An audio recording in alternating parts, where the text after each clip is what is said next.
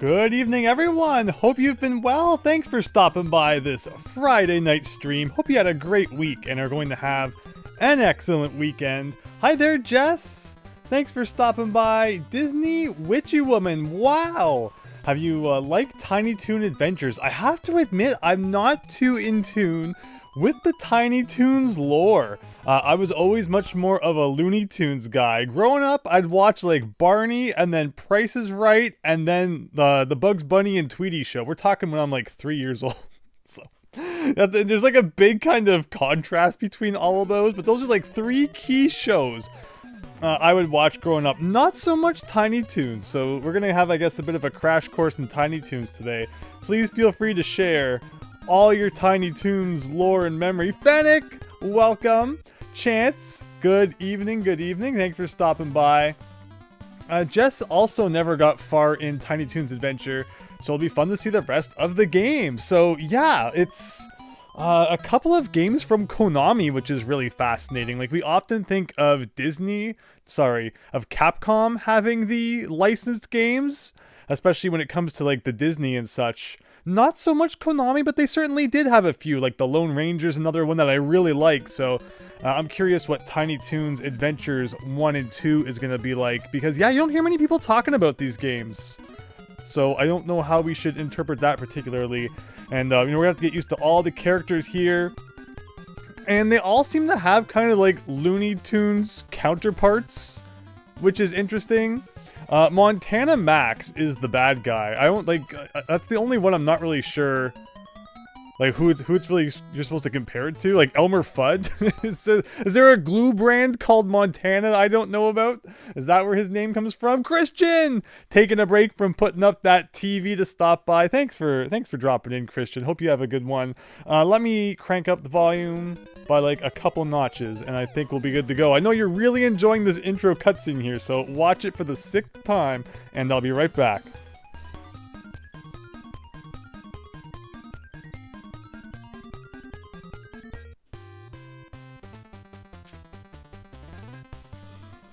But with that, we're probably ready to get into Tiny Toon Adventures here. I say Tiny Toons Adventures. It's hard not to put an S at the end there, but Tiny Toon Adventures. I remember watching the movie back in the day. It was like a movie, right? Where they go to like an amusement park. And there's a part that always really stood out to me where like they miss passing, I think it was like 100,000 on the speedometer. Not the speedometer. The one that tells you how far you've gone. It's slipping my mind right now. We're off to a good start, but then they miss it, so they reverse so that it goes backwards, and then they can like film it going over 100,000. Good stuff. So in this game, you play as Buster Baxter, but there are also like other characters that you can choose. You can take one with you into each level. The odometer, I think that's what it's called. Right? Is that the one that's how far you've gone? Maybe he was to be the clone version of Yosemite Sam? Oh, yeah. Yes. That makes a lot of sense. That one actually makes a lot of sense. Montana, Yosemite. I like that. So, you can take... Where does it say here? It actually gives, like, suggestions on who you should take into each level? I think so. Let me double check here. So, we got... Buster Bunny is the main guy. You got Plucky Duck... You've got Dizzy Devil, and you've got Furball. So Dizzy Devil can like break blocks, it sounds like other people can't. Plucky Duck gives you like a bit of a float, and Furball can climb walls, so it's like Knuckles. And I think it had like a quick suggestion for who you should take into each level. So assuming that this is World 1 here. So it says Duck will help out in the ocean. This isn't the ocean. So we can probably kind of take whoever we feel like for this first one. Oh, I guess we'll just take the Duck then. Daffy Duck bootleg, here we go. He's got home from work and about to head out to dinner, Christian. Well, I hope you have an excellent dinner there. Friday night, definitely a weird one for a stream, but I am busy like all weekend. So, I wanted to get at least another stream in before. More B3313. Tuesdays are great. Nothing ever happens on Tuesday, I say that. Something will probably happen on every Tuesday night from now on, but they've been pretty good for, the Mario 64 streams, and glad to see so many people joining those. So balloons are basically like the question mark blocks of this game. Stuff comes out of them, you collect the stuff. A heart, I think, gives us like an extra hit. You can't switch characters, I don't think, until you get like an item that lets you do so. So it's weird, like you choose the character to come with you. You'd think that you could just kind of switch over whenever you felt like, but no, you have to still find a power-up that lets you switch to them, which is bizarre. Carrots are like the what's it called? Okay, now we've switched. There you go. So you can kind of float if we match the A button. There you go. Otherwise, seems to be controlling like Bugs Bunny there. Yeah, there's no B attack, really. You just kind of jump on enemies in this game, which is pretty weird. Usually, you'd expect like a Bugs Bunny's birthday blow. You'll have like a hammer, or you'll be throwing around something. But already, that was the exit already. I have no clue how hard this gets, if it ever gets hard. But that was 1-1. Did I watch the weather about winter storm, says Disney Witch Woman. I looked out the window and saw the winter storm. It is just pure white out there. A blanket of, like, you can barely see past, like, the window all day. It's been crazy. So, yeah, we are living the winter storm up here in Canada land. Hope everyone else is staying warm and staying safe where you are, because it's been crazy out there. So there's a door. I guess we'll check out the door. Alright, it's Spampton, everybody. Collect as many carrots as possible. You will get an extra player if you collect 30 carrots. How many do you have? Oh, so it means like ones I've already collected? I think I had more than 60. I should have got like 2 lives for that. Try to get more. Here I thought he was going to give us like a mini game to play. Instead he just kind of stole all the carrots that we already had, which is kind of funny. But yeah, so far, you know, it's a game where I've pressed the A button a few times to jump on top of enemies, but otherwise... Oh! He tricked us by also pressing his A button at the exact time. That's a very buff dog. I think we'll just avoid interacting with him altogether. Alright, like a bit of a bounce there, and that's 1-2. So far, you know, we're not in too much danger, doesn't feel like. Okay, what's this? I remember you from the show, but don't expect me to, like, remember what your name was. Do I gotta, like, jump on you, or do I just have to avoid you? Is a really good question. Oh, I guess it was just an avoiding thing, and, you know, I almost tried to jump on her, too. But my lack of skill may have saved us in that moment. Hi, David Ray! About 10 minutes ago, didn't know you'd be going live today. Yeah, glad you could join. Again, no, it's a bit of a weird one. It's just going to be a really busy weekend, and it was a really busy week. It's like the little bit of time I've had to kind of fit in, and I really wanted to stream with all you guys, so really happy to see people stopping by, and of course the VODs stay up. So I changed back to this guy. Is there like any reason to want to stay with this guy? I like this. Looks like a Mario World Ghost House.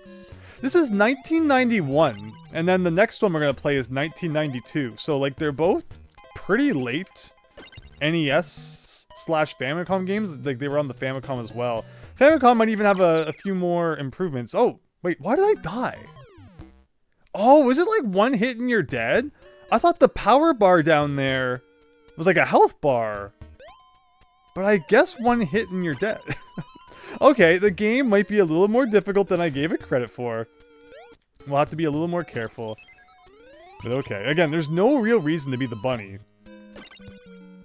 Like, it seems like he just, you know, jumps and runs, but like this guy can do that as well, plus float if you match the A button. So, not sure why you'd ever want to switch back. And like, we're really stuck with him for the whole world. I thought maybe it'd be like per level you could choose, but no. The whole world, we are now stuck with this guy, which is like, okay. Doesn't seem to be that detrimental to what we're doing here. The clock, I think, like, freezes enemies briefly. Just, like, not even spawning at all right now, maybe, which is kind of cool. There is an item in the center down there. Oh my gosh, and thinking about items, I ran right into that guy. Okay. Alright, we're level 3, everyone. It's getting tough. I have no idea how, like, continues work in this game. I think there are continues. Oh, well, shoot, I didn't mean to switch back. It's just so natural to want to collect every item that you see. Konami games are notorious for having limited continues. Like, you can continue 3 times, then you're back to the start. Okay, I tapped A, like, the smallest amount, and that did not stop him from still going, like, super high. Something about the stairs maybe messing us up. Not really familiar with Looney Tunes, David Ray? Well, that makes the two of us. We're kind of getting a crash course in Looney Tunes-ology here. What else we got here? You've come to Tiny Toon's Adventures on NES. Hello, Flying Duckman 360. Indeed. Chance, platforming and stopping enemies. Seems like an NES game. Indeed, indeed. Above that, Winter Storm, Blizzard. Hope spring will come early. You're not kidding. Spring is a really fun month. It's like not too hot yet, and you know, like everything's like kind of nice and green during the summer, or rather the spring. You know, just look to Click Clock Wood in Banjo-Kazooie. Spring, yeah, you get a bit of the rain, but still, you know, it's a nice month, or a nice few months. But then you get to the summer, and everything is like dry and crusty, and then fall.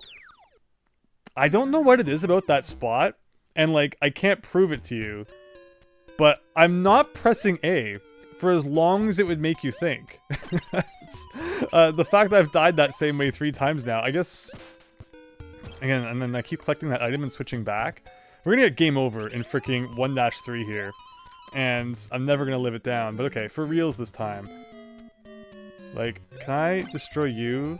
You're not gonna, like, respawn, are you? Okay, no. Wow. We did it. There's like no reason we should have died so many times right there, but we did. All of this because I went back that one time to see what items were around.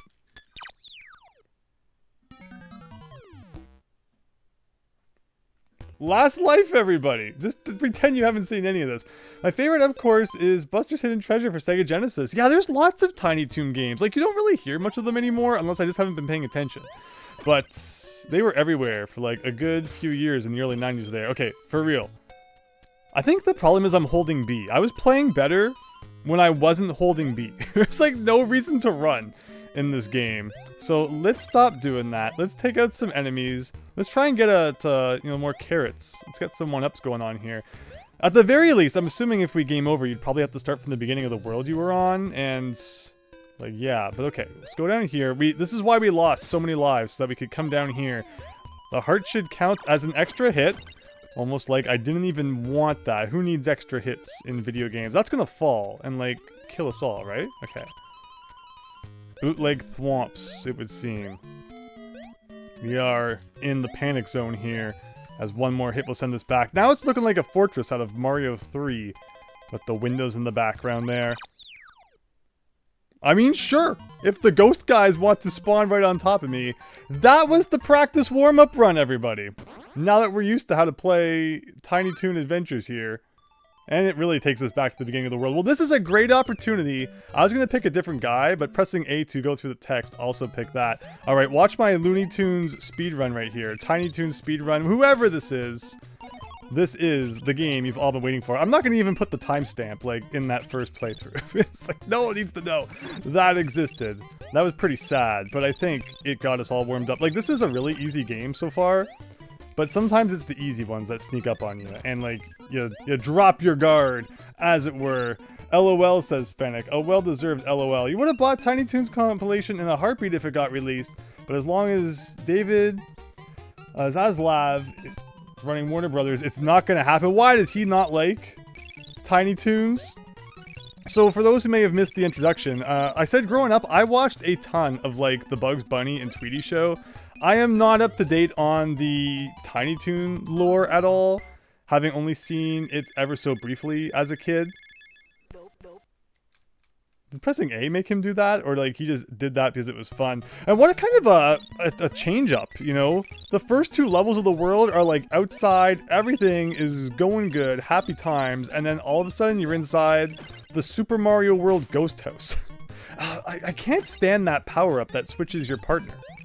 I cannot see any reason why you'd want to switch back to Buster Bunny. He's like useless. I want to get 2 more, or rather 3 more carrots before going in that door, because then I could exchange, you know, 30 carrots twice.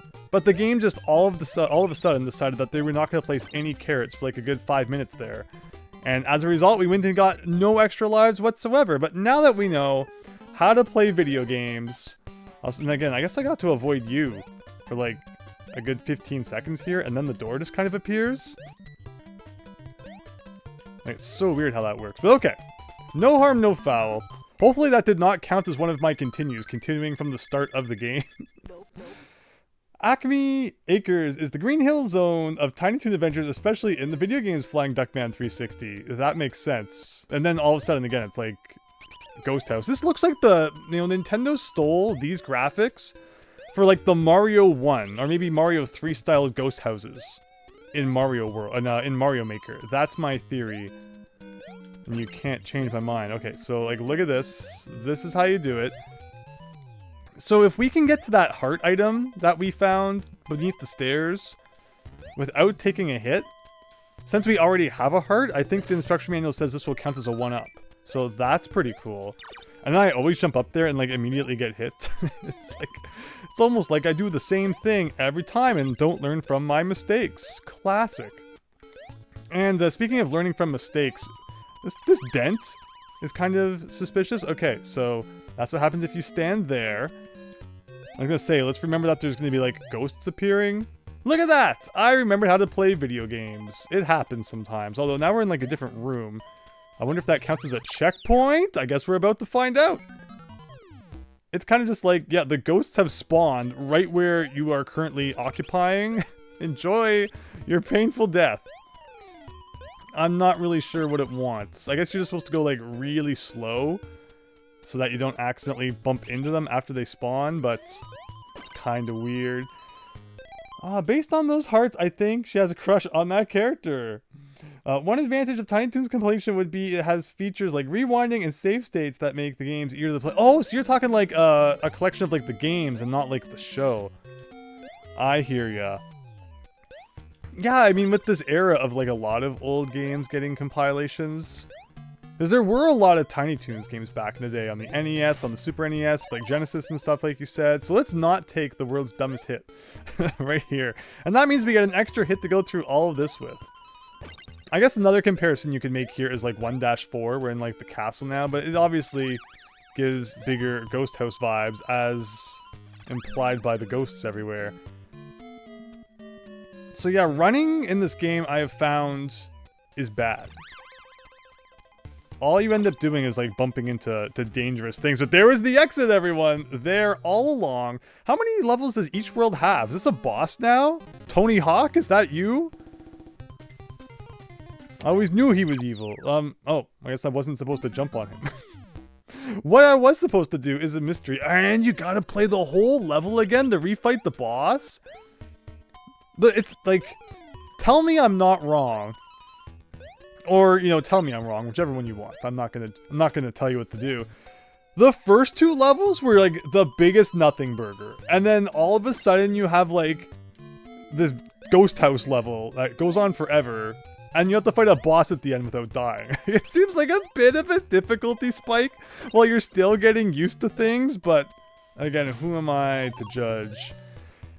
I guess we'll just gotta take it really slow. Try to get to the boss with our extra hit intact. Again, the worst part now is just the ghosts that appear seemingly out of nowhere. They seem to be connected to like if you touch a certain part of the floor. But in that case, I wasn't even touching the floor, so I don't know. What if I just hold right and run? Alright! Speedrun strats, everyone. So, I can't jump on him. Is this a wall? No, it's just kind of a weird looking part of the background. I guess I'll just kind of let him do his thing for a little bit. Do I have to touch those anvils? Do I not want to touch the anvils? Am I supposed to jump on him when he's like, you know, in the center? Was the problem that I jumped on him when he was on the side? I mean, in that case, it looked like it kind of hurt him, but also the anvils occupy like the exact space that he does when he's in the center of the screen, so that's not so amazing. Okay, no, that worked a little bit. Okay. Once you know what to do, it's not that bad. I see there's a key counter at the bottom. I was gonna say, I wonder when we're gonna get keys, and then literally in that exact moment, a key appeared. So that was kind of cool. Jump on Splicer, dodge the anvils. Excellent. So is that, so we fought a boss. I'm guessing that was probably the last level of World 1. Looks like we got 6 worlds here. I like how we go like right across the map over to World 2. So only 3 levels per world, or that might change as we go on. So again, for the next world, the manual here says for the Motion Ocean, that Plucky Duck will help you swimmingly here. Well, I think we already had him, but I guess we'll do it again. Again, Buster Baxter, not all that helpful. Does he have Spiky Head? Probably. I guess we'll avoid him. If we see Porky Pig at all, then we can finally What? Got sniped? I didn't expect he was going to throw his shell at me, but okay, okay. Enemies are starting to get a little bit mean. You do have the ability to duck in this game. Fair enough. Is he going to, like, come back up? Or am I now safe to get the carrots? I am not safe to get the carrots. We will just avoid all carrots. Oh my gosh. You just don't expect them to shoot that, and then suddenly it's coming at you. I just don't like touching anything. Can I touch water? I mean, it sounds like you can swim in this game, so I'm assuming the water is fair game. These blocks look like cement blocks or something out of Mario World. I think there was definitely some Mario World influence here. If this came out in 91, like Mario World already would have been out for about a year. And the SNES, so, you know, interesting that they made 2 Looney Tunes games, Tiny Toon rather, on the NES. You know, when the Super Nintendo was already out. You would hope so since you're a duck. That is true. But, you know, NES, or, you know, video games don't always have to make sense. You know, when it's a case where you don't just feel like putting holes everywhere, water is a popular choice of hazard to place around, and then the main character will for some reason die just from touching the water. Even my favorite Star Tropics, you know? I gotta rag on it a little for having the old water trope. You know, he's an ace pitcher, he's like a straight A student, but he never had time to learn how to swim. Definitely take some time to get your swimming lessons on. Yes, it's a useful skill to have. So, we have a bit of a secret area up here. Again, whenever you already have a heart and you pick up a heart, you get a 1-up, so that's pretty cool. We are now maxed out at 99 carrots. We need to find the Pigman and exchange our carrots for goods and services, i.e. extra lives, because as we've seen, you know, it never hurts to have a few of those. 1-1 and, rather, the first and second levels of the world are like, no big deal. And then you get to the third world and it's like, how about a ghost house inside a castle, inside a volcano, inside the center of the planet Mars? Is that bubble deadly? Like, is that why that bubble was there? Or maybe it was just a current kind of thing. You gotta be careful because I don't want that. Again, there's no reason to switch back to the default character. Okay. We got good old Rip Van Fish going on. Now this guy's a little less annoying than Rip Van Fish. I wonder if only Plucky Duck can go against the current. Like if that's what we've got going on with him. That's why it's good to have him selected. Now we could have gone up, we could have gone down. No clue which one would result in the biggest payout in the end. They should always have a sign that says, like, this one has the better stuff, so choose this one. It's always kind of a guess. Again, we're probably going to end up missing that door we're looking for to go and exchange our carrots. Again, I'm probably not supposed to be able to go back here.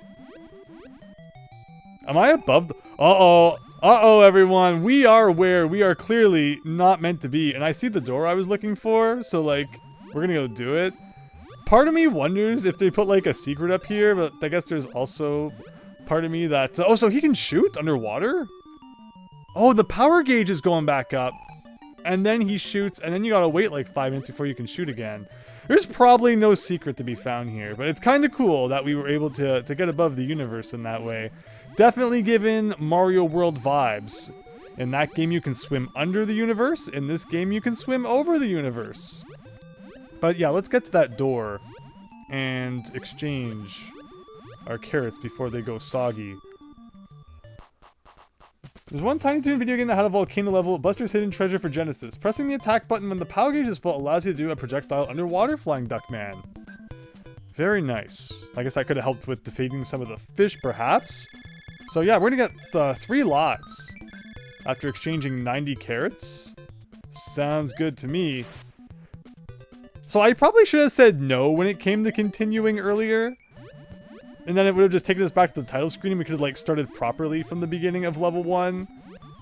Like, can you still call it a You know, one continue clear. Because literally the continue took us back to the beginning of the world. There was no benefit whatsoever to continuing there. It might as well never have happened. In fact, it didn't happen. You saw nothing. Oh! Here I thought the lesson transition was a good time for a drink, but instead it brought us to, you know, this room, which is wonderful. And then there's the exit door, like, okay. So I need to kind of maneuver myself under there somehow. Okay. Very weird, but at least we were able to do it. Big Phil, hope you're having a great night. Thanks for stopping by. Elmira wants to hug the cute little ducky, says Chance. I mean, fair. According to the manual, though, I think if I get caught during that portion, you have to play the whole level again. So, I mean, yes, I understand the struggle, but at the same time, it seems very punishing for no real reason. Alright, we went inside a door. Did that literally just take me to, like, the right of where I was there? I guess there was no way to go over top of this? Maybe? I guess at least from this side it looks like you kinda can. This music giving kind of Wario Land vibes, I think also because of the combination of, like, the pirate ship. Remember Captain Syrup in Wario Land 1 and 2? And then she kinda came back in Shake It and, like, ran a store for some reason. Funny times? No! There's nothing worse in video games than when, like, you feel like avoiding the items. I feel like you've programmed your items wrong if the player actively wants to not touch them or, like, wants to avoid them. And yeah, I just gotta say, like, you know, let me collect that item, but then let me press select whenever I want to switch or something like that. Don't just force me back to being the inferior character. So does pressing B now do anything? Like, the power meter is so weird. You can press up and his eyes kind of look upwards, so there's that. The stage also makes you think of Gangplank Galleon. Good one, Flying Duckman. Yes, yeah, pirate ships definitely have a few things they can remind you of. You love NES streams, Prop City. Great to see ya. Glad to be playing some NES again. A couple of games that caught my eye, and I thought it'd be fun to play. Yeah, we definitely need to do more NES. I hear ya. But I'm just having so much fun kind of... Any game I haven't beaten before, I'm having a good time playing it. Regardless of when it was released, regardless of console, regardless of title. I just want to beat, like, all the things I haven't beaten before. I was not expecting the spike to fall. And I guess we probably got to go, like, way back. This game does not believe in checkpoints. It's just kind of crazy. Normally you'd expect, like, okay, you know, each time you go in a door, you'll start from the beginning of that room or something, but not in this game. This game is like, each level lets you start at the beginning, and that's it. It's all 8-1 from Mario 1, everybody. You know, we've only got 200 time units on the clock, no checkpoints, no power-ups. Okay, that's a lie. There might be a couple of them around, but not many.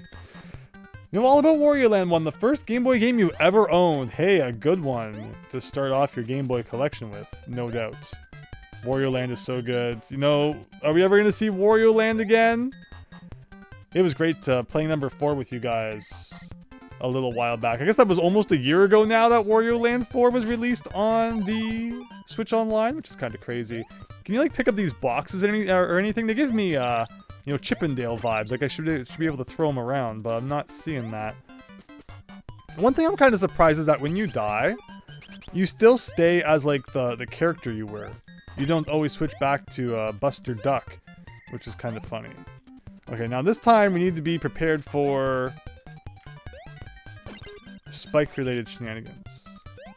It really is Mario World. That game had falling spikes as well. Okay. And this is 2-3, right? So we have like a boss coming up too, and if we die... What killed me? I need to see the replay. I have absolutely no idea what killed me. I watched that replay.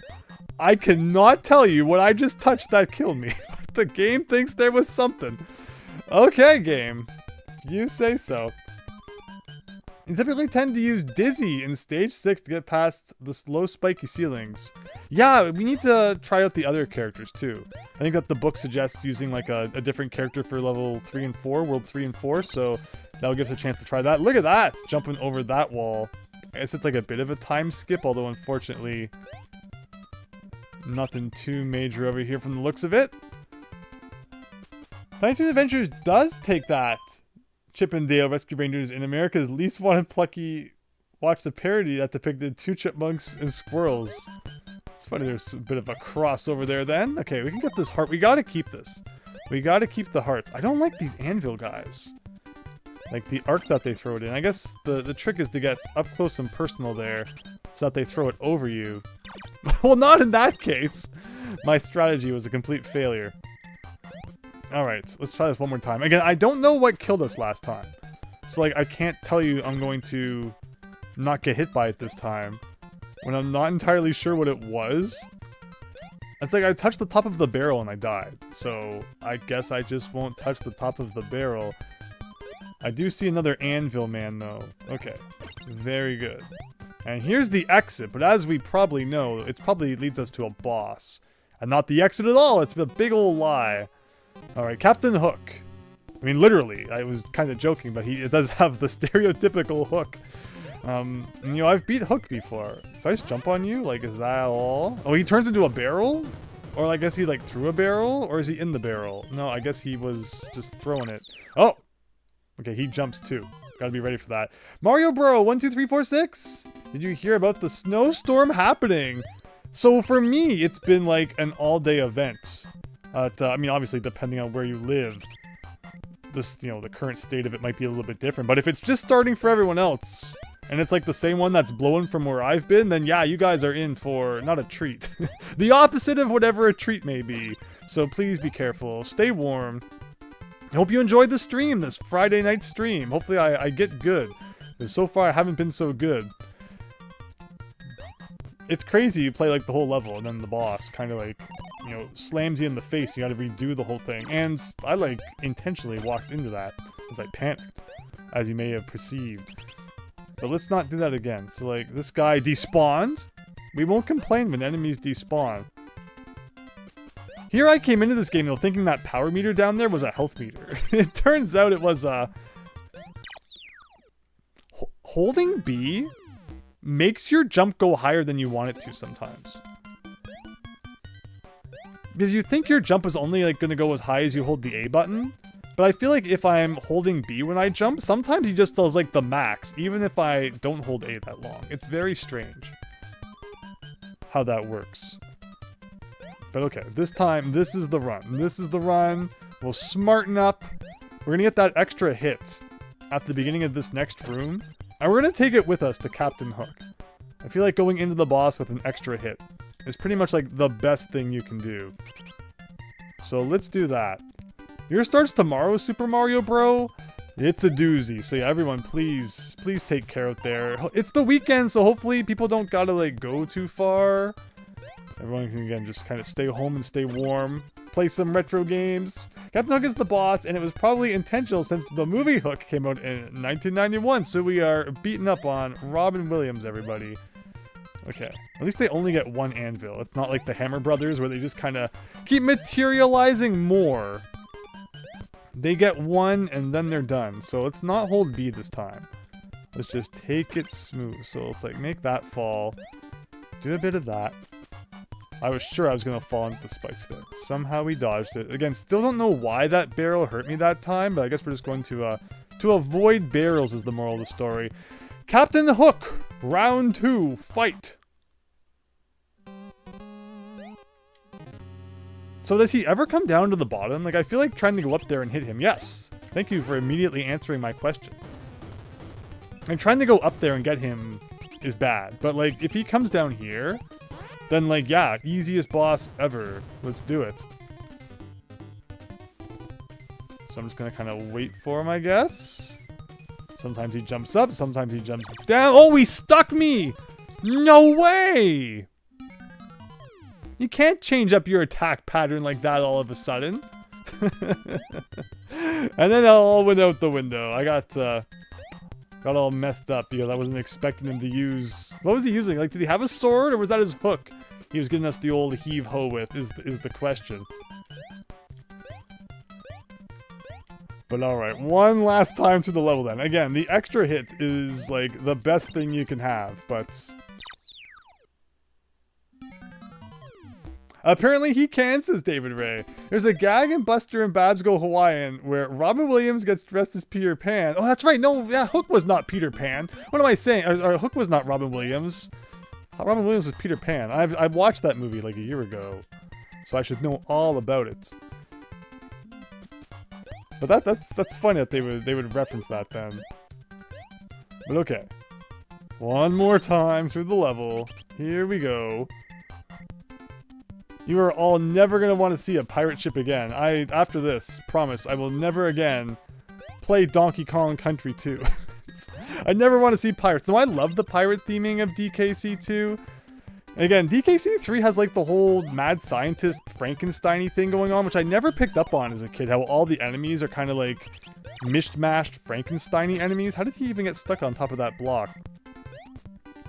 You get like buzzsaw bees and all these different things. Just sad. Just absolutely pathetic playing.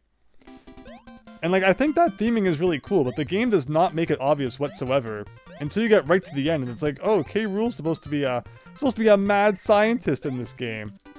Okay. Alright. Daffy Duck. I don't like you, and you don't like me. But we're gonna beat this Captain Hook guy one way or another. Okay. So up here. Oh, let's just skip over this. The more that we can skip, the better in my book. So over that, flutter over to the door here. And let's get this extra hit. And again, let's keep it. That sounds like a plan. Alright, extra heart. So we've got the Anvil Man.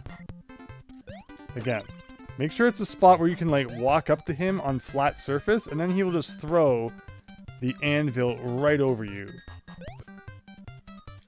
Just like that. And now we gotta do this part ever so carefully.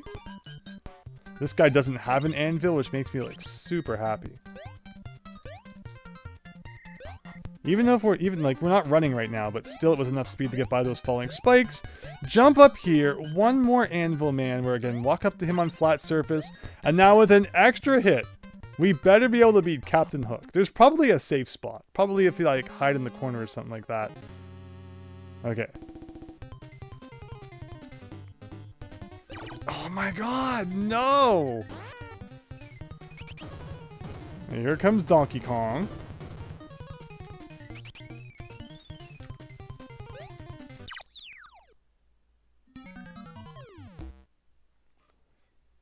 Dustin Hoffman was Captain Hook. Yes. Okay. Well, as already established, it's funny in this game how like the first two levels of the world aren't that bad, and then I just kind of fall to pieces when it gets to the third one. So that's something we're going to have to adjust in future worlds, I think. Okay. No more getting sliced by Captain Hook here. Let's get the heart back. Let's beat this world. And then we now have 2 worlds to add to our list, of which we will never speak again. And hopefully we have smooth sailing for 3, 4, 5, and 6. Assuming that there's only 6. Okay, let that guy walk back. Get some distance here. Do the thing like that.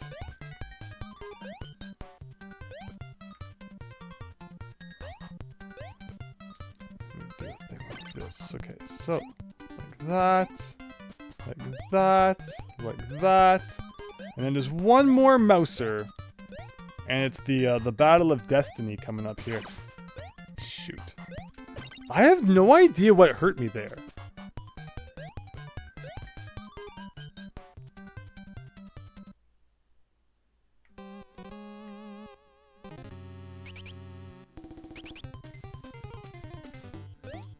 Okay. It's fine.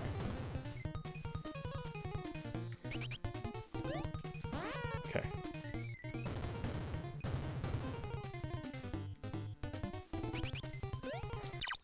He did the same thing again, where I go to the jump on him in the middle, and he freaking jumped instead.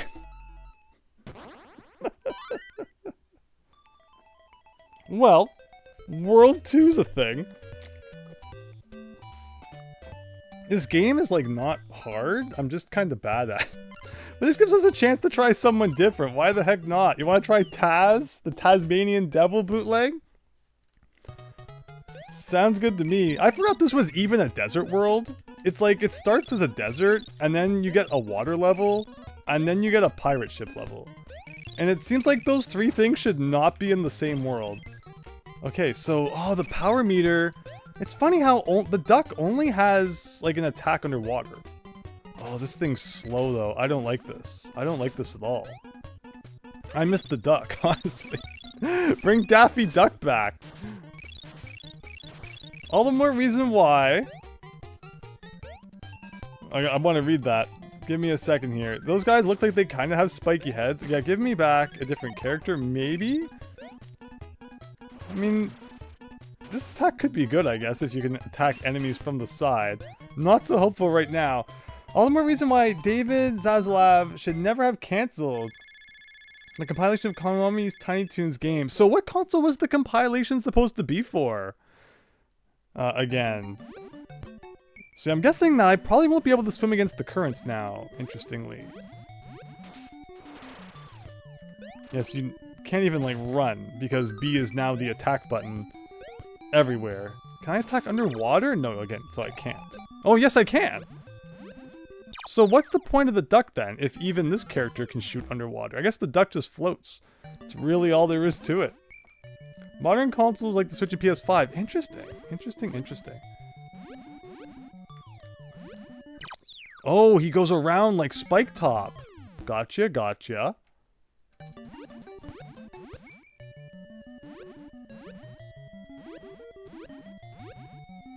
So can I take them out? Maybe? The projectile doesn't even, like, go straight.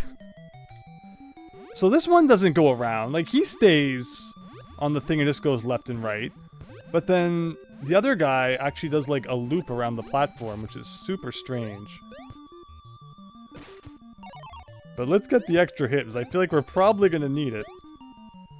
Lucky is better swimmer, and as you saw, he can fly over some parts of territory. Yeah, so switching characters, probably not the best move we've made today. So, and great to note, the projectile doesn't even actually destroy the enemies. So, like, that is a 10 of a 10 enemy attack right there. Oh! Well, we ducked under them, but then they immediately doubled back, which was good. So yeah, can I swim against the current? Yeah, but I can't jump out of the water like I was able to before. Which was awesome. Oh no, okay. Whoa, we actually defeated an enemy with the attack, everybody. I am shocked. I guess we'll take the upper path this time.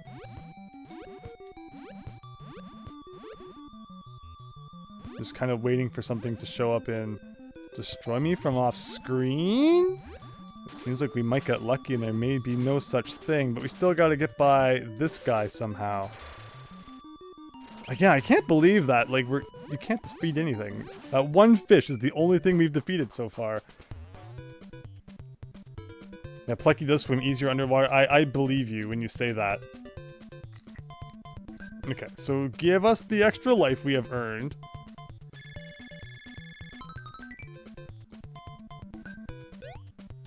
I mean, one nice thing is that it's like, you know, one up per 30 carrots and not 100. It's just weird that, like, you have to go to that guy's door in order to exchange any of them. The level we were playing, the ship one, didn't even have, like, any carrots anywhere. It's like sometimes there's carrots all over the place, and then other times, like, the game forgets that they even exist. So this is going to be interesting right here, without the ability to run. Because that seemed like kind of the trick for beating this. Is like, you can run around, but as it is right now, this is like as fast as I go. Like, what if I do this to her? Will she catch me still? Can I go through her? Can I defeat her?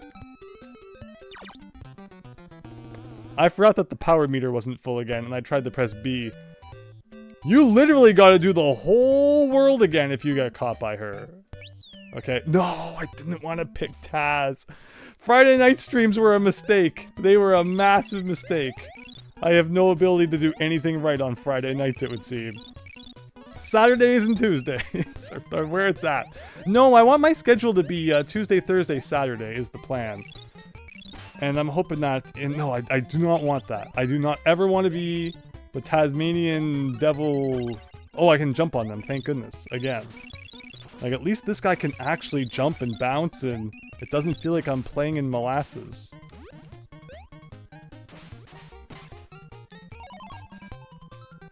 But that is punishing, to get caught by that girl, and then it's like, you gotta redo the whole thing.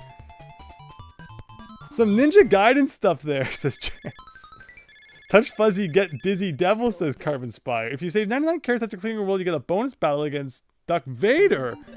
Well, that's interesting. Well, let's see what we can do. Again, sometimes the game is like showering you with carrots, and then there's just like none for a while. So that's a 1-up. Again, I feel a lot more confident now that I can actually move a little more agilely. Agilely? I can move better. I say, although his swimming leaves some to be desired. Okay, here we go. So I got burned by these fish last time.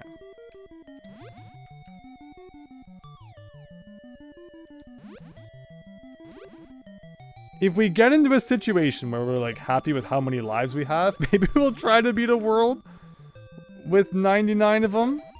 We could have done that in the first world, but I wasn't aware that such a secret existed. It's pretty cool.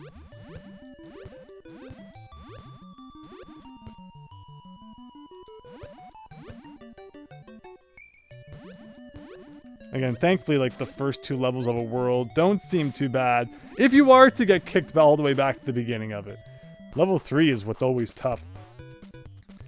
Hi, the Supreme Cat 456. Thanks for stopping by tonight. Hope you're having a good one. Super Tom Brother.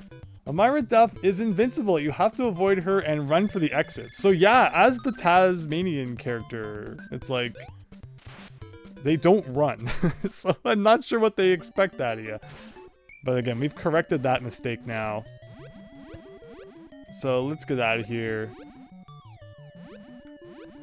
And I don't have an extra hit, so we gotta be a little extra careful here. But okay. Just like that. Let's do this for real. Let's get our act together here. No more game overs or silly shenanigans. This guy runs really quick though, I gotta admit, I do kind of like that. Where is she?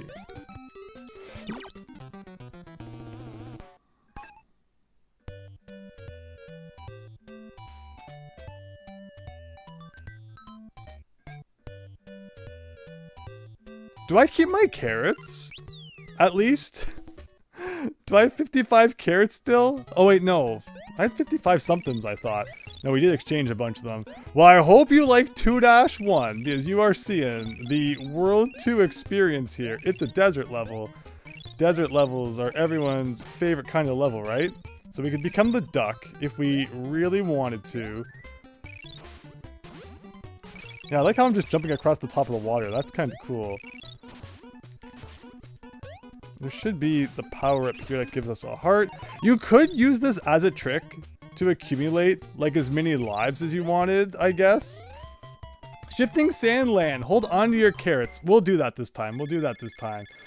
Can you get plucky now? We did. Can you just stay on top of that one spot above the door? You can't like drop down through the platform though, so you need to do like a weird C maneuver to get around down to the door, and that was where I failed.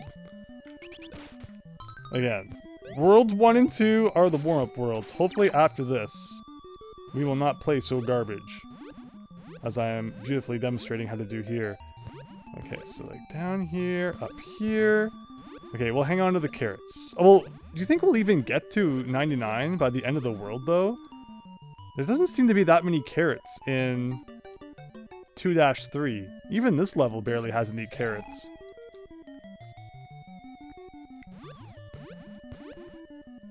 At least you can duck underwater, I guess. It's kind of nice.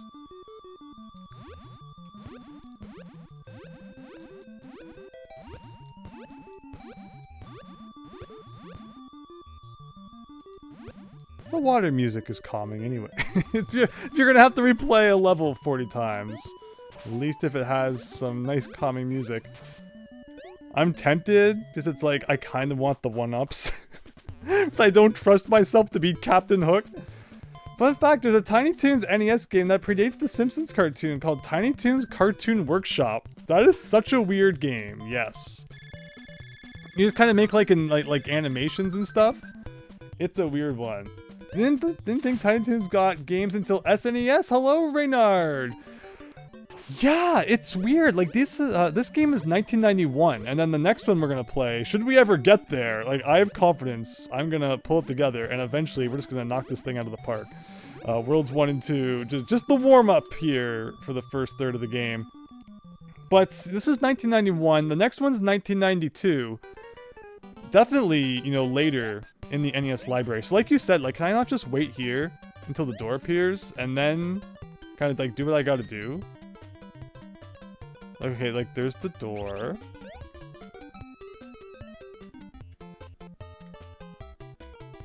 And then she'll stop moving, and then I do this. Like, okay.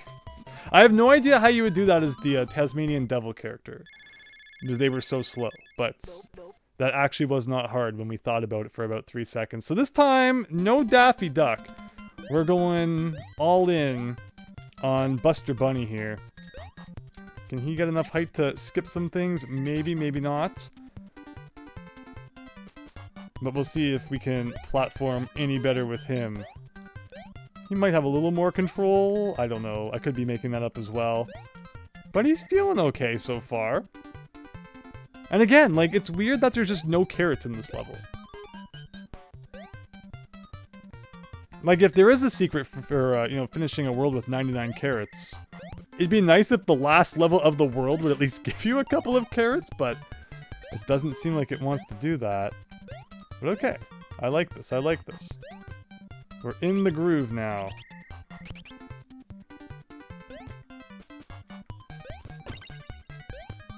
And all those times we got sent back to the beginning of World 2, I guess they don't even count as game overs. Hey, he had an anvil that time! That guy never normally has an anvil. Alright, let's not accidentally touch the top of the barrel, which is apparently really painful. Okay, and just like that, Captain Hook time, everybody! So the trick is to, like, make him come down, and then you can jump on him in the center. But then as we've seen, like, sometimes he jumps in the center too. But not that time, like, only when it's the third hit, it seems. He does that.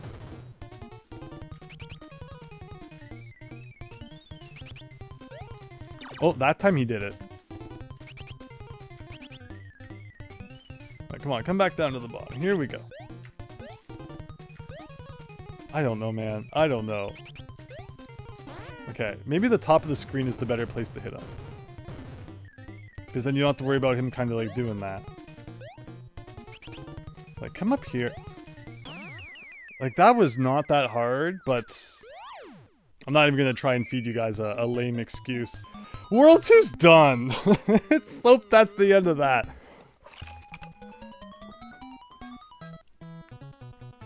Super Tom Brother, you're playing Rockman 7 on the Super Famicom right now. What is your opinion on Mega Man games always having a boss rush before the final boss? No, boss rushes are fun. And of course, the good part about Mega Man is that, like, now you get to fight them all with all of the weapons. So you really get to see, you know, how each of the weapons work on them and make sure you're using the one that takes off the most. So it's kind of a neat thing, you know, to do at the end of each game. Alright, for World 3... What's this, like the Sure Weird Forest, I think it's called? Haha, instead of Sherwood. So here it says to use Dizzy Devil, can blaze trails for you. I mean, I'll take Dizzy Devil. We might never change to them, but we're gonna take him anyway. It's cool this game used a voice sample for Concord Condor, I think that's how you say his name, at the results screen when you beat the level. Yeah, that the voice kind of sample he makes. Shame to admit it took me until I was 30. It was Elmer Fudd's counterpart. Oh, so there's the Elmer Fudd counterpart. And then the Montana Max we had suggested it was the counterpart to, like, Yosemite Sam. Oh, carrots are now apparently Yoshi berries hanging from the tree. Sure, why not? But yeah, it's interesting kind of seeing like all the different counterparts. Like I don't want... Oh, you can slide? Oh. Weird. Sure. But alright, oh, look at it. Sonic the Hedgehog, everybody. In his first Nintendo... Oh, literally! He even spins like Sonic. And he even kills you like Sonic or something like that. Okay, okay. Well, you can't jump on him when he's doing his supersonic speed there. So I guess we're gonna collect like as many of these as we can. I still feel like I probably should have brought the duck. I did like the floating ability, even if I felt like it kinda burned me now and then. Look, here's Sonic. Let's just jump right over you. Sonic the Hedgehog. Where is he? Here? Let's just go like way over. Down here to the left. What is this? A heart, hopefully? Yes. Very good. Here's like a 1 carrot. Was it worth the effort? Probably not.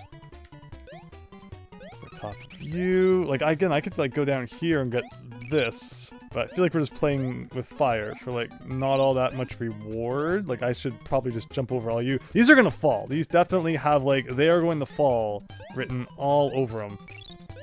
There goes Chip and Dale right there. Speaking of. Thankfully they kind of like stay in their place. So I'm guessing these blocks I could have broken with the devil, but like, is that really necessary? Unless there's items hidden behind them or something. Furball can climb walls, a power later copied by Mario's catsuit Super Tom Brother. So what came first, that or Knuckles? I wonder if you could climb up there. Maybe, maybe not. So here's the paths. Yeah, like if you could break through that, would that skip like half the level? That could be kinda nice. Well, I could have switched if I hadn't accidentally rocketed through the ceiling there. We got, ooh, do I want to do this? Is this a really bad idea? Maybe. Oh, and they keep coming out of that hive. I don't like that. I don't like this at all. Uh-oh. I feel like I have made some mistakes. There's the evil tree of evilness. Everyone's favorite Tiny Toons character. I'm just kind of holding right and jumping a few times and hoping that eventually we end up at the end of the level. Isn't that just the story of games, though? You hold right and jump and eventually you'll get there, unless it's one of those silly levels where you go left instead of right. Craziness. Okay, well I saw the door down there to exchange carrots if I wanted to. I think we've had enough. It's funny, the second I change back is when it all goes downhill. What did I get hit by? I thought I was doing a really good job dodging. I gotta see the replay.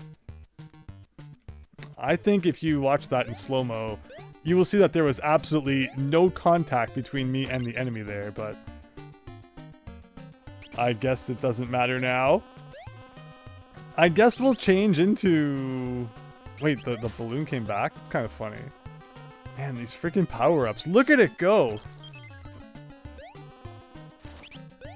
You know, I was playing better like this, so I guess we'll carry on like this. I cannot believe how long it takes you to get the power back to use your attack again. Like, it takes a long time for that bar to fill up. They really did not want you to have any fun using the attacks. It's like a punishment each time you press B to have to wait again. Like I tried to press B and I forgot it wasn't full. When I was a kid, I kept shouting at the TV, "More Evil Tree," my favorite Looney Tunes character. We want more Evil Tree. Okay, let's try this again. Wow. And then look at that bar. It's like the world's slowest bar to recharge. Imagine if in Mega Man you could only shoot once per like 10 seconds.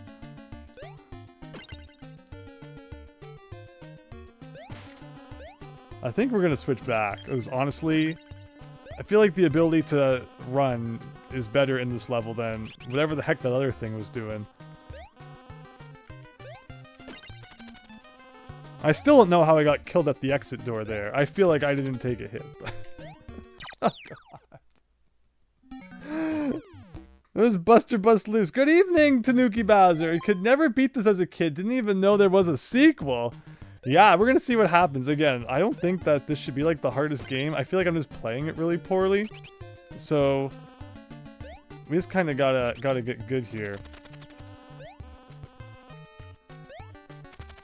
There's decisions that they made when they made this game, and I'm not sure I agree with them. Like the fact that you could only attack once every 10 seconds, or the fact you could hold right there, and he did not go into the gap whatsoever. That was a good thing that I just did right there. But okay. It's funny how I did so well getting to the end of the level the first time, and then it's just like no hope ever again.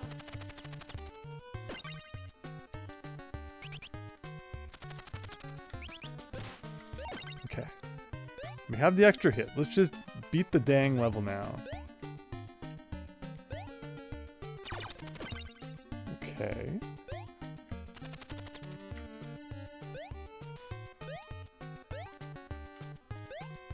Oh, it's a beehive. I thought there was like maybe something good up there, and it was just evil. Nope. Hack and Quack, it seems like everyone I know is streaming today, but you, Hack and Quack, and hope you're having a great night. We are learning about Tiny Toons the hard way, learning about how painful of a game it apparently is. Like, it doesn't seem like it should be bad, and I feel like it's not actually that bad. I feel like I'm the one who's bad. So, I'm not afraid to admit it. But also, I think there's some questionable decisions here and there as well. But okay.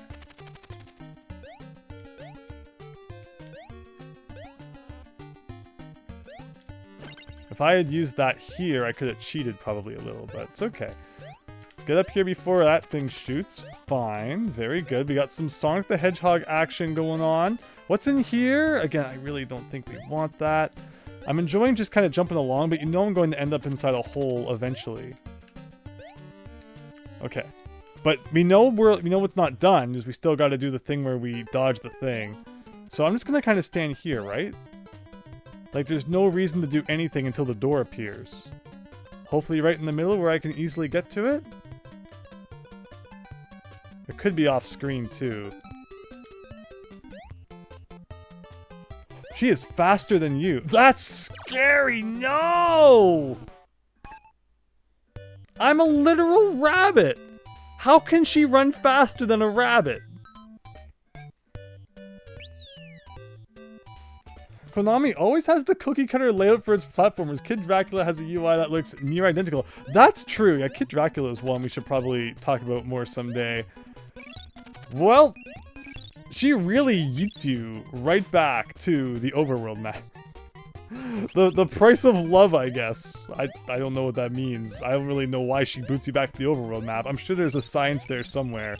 Anyone who wants to explain it, feel free. We'll use this as a chance to get some 1-ups, though. R.I.P. Bowser, says Reynard. Konami also made Rocket Knight Adventure series. Yeah, and the Genesis there and stuff. That's pretty cool.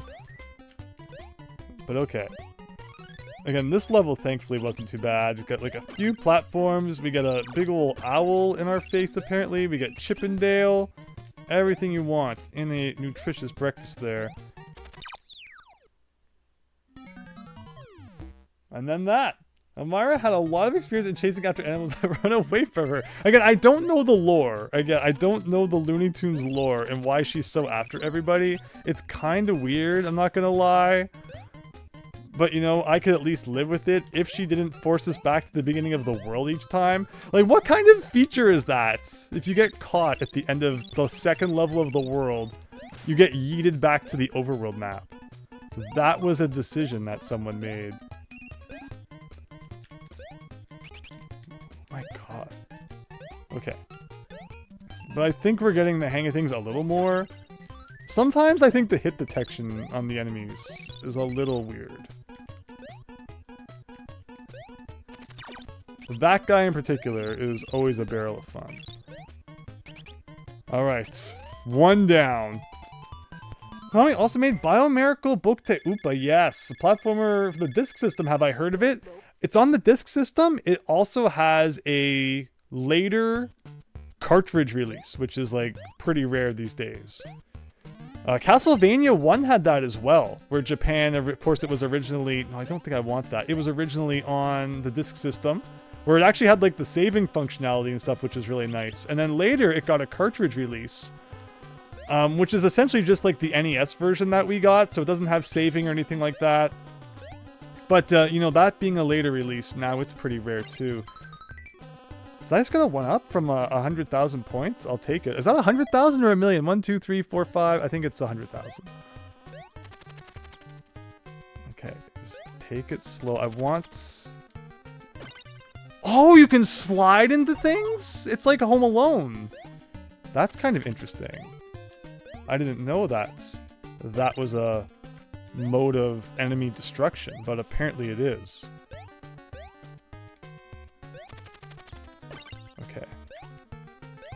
So far, so good. I think that's the partner switch, which we do not want.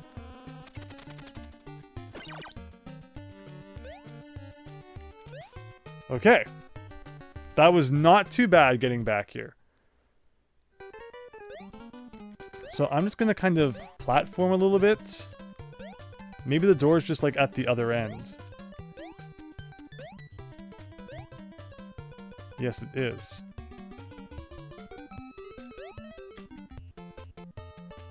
Is she like gonna come after me? Oh no! I touched that door! This game's gonna be the end of me. It's freaking Tiny Toons. After one of these capsules, nearly impossible to hit without the wild coil weapon. Wishing you yesterday that he was weak to freeze cracker as well. Oh, interesting, Super Tom brother. Hello, Lucky Bacon. Hope you're having a good night. We're just having like an existential crisis here in Tiny Toons Adventures. Don't mind us. This is a funny game, but okay.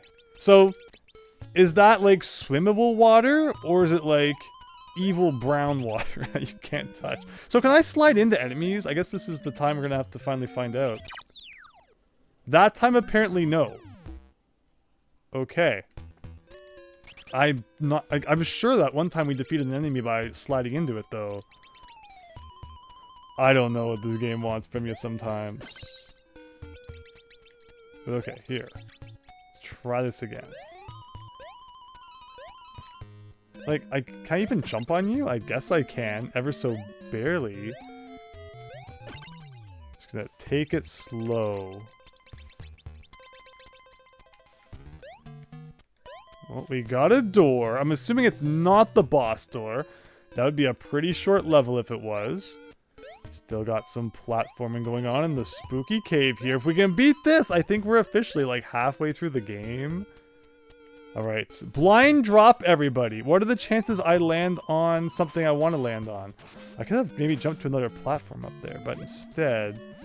Okay, we are in the water, which is swimmable, which is nice. Like, yeah, if I had known, I could have made a big leap up there. And we wouldn't have had to come down to the bottom.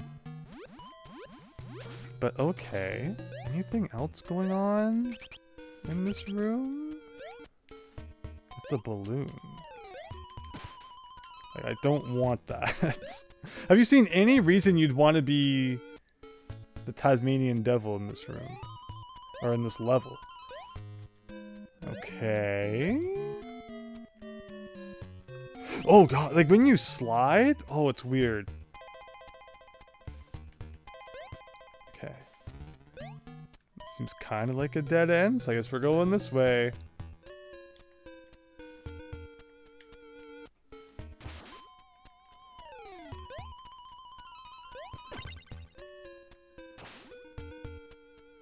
I don't know if my ears have like a hitbox.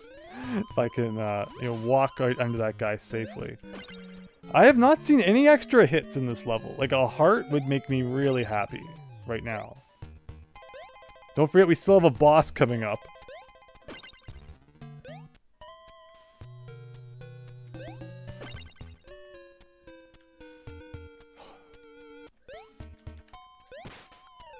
Thank you.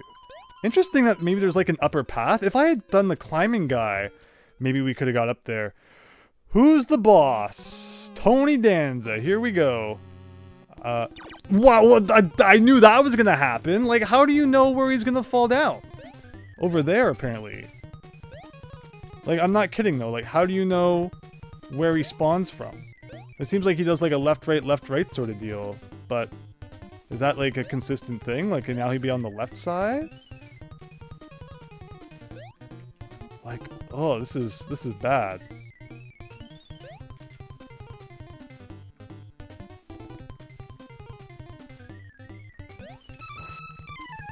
Okay, sure. Okay. Oh, but now it's going...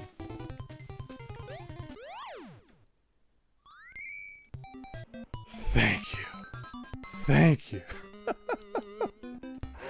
Oh, I did not want to have to replay that whole level again, so... That was a thing. That was a good one. I'm really thankful for that one. Bab's Big Break got it for $5 using your Retron 5, add the batch to it. Nice. There aren't really any collectibles in this game, are there, Carbon Spire? It's very barren. Like, 1 minute they're putting carrots and stuff all over the place, and then the next minute there's nothing. It's so strange. Let's try the guy who can apparently climb walls. But, okay, we're halfway through the game, everyone. We are making progress. We're about an hour in. Well, that happened. Dope. The Retron 5 is such a nice console to add patches to your games. No, for sure. It sounds like a really cool thing to be able to do stuff like that. It seems like the strat here is just to run and, like, not think too much about it. That can. It's like anti-gravitational can. It will float through the whole level now until we accidentally touch it. So see, like, the first level of each world typically has all the carrots, and then, like, they forget to place them in the later levels, which is really weird. You can't run through the trash can. And once again, anti-gravitational projectile is always a good time. Do I want to switch characters? Like, I'm doing so well with who I'm playing as right now. You hate to wreck it. These remind me of the blocks in, like, Mega Man. Speaking of Mega Man, that, like, appear and disappear. We got Heat Man stage going on here, everybody. Kind of, except, you know, they aren't actually disappearing and appearing. The strat's definitely just to, like, never stop moving, ever. I'm waiting for something to come down these stairs at me. No! Alright! Big Boss here, turn on the console off now. Mission's a failure. Alright, Big Boss, I'm getting up to turn it off.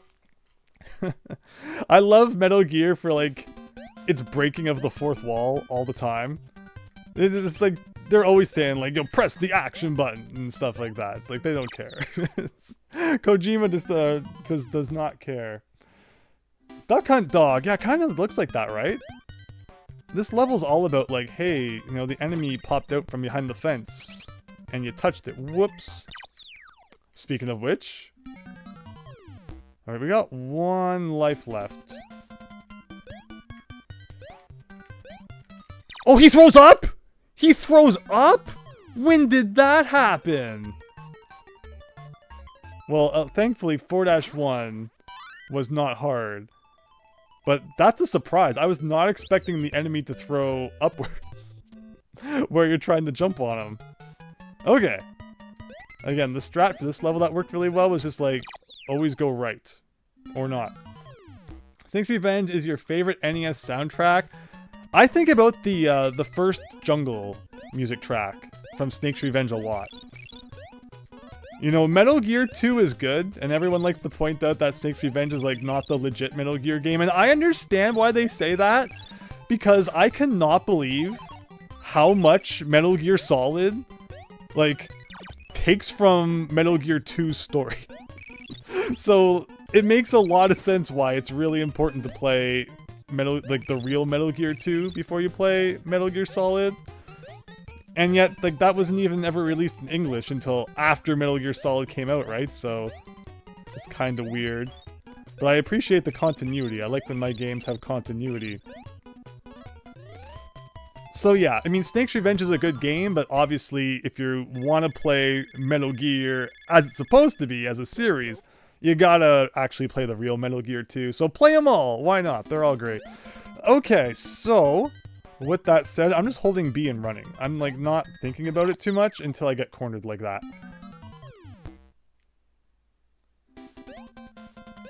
Alright, but here we go. Or not. Was that my last life again?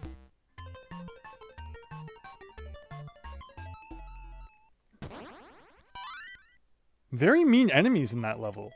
This level's not bad. Dope. Dope. So, in elementary school, there was a person who was convinced that Homer Simpson was saying dope and not dough. And there was no convincing them otherwise.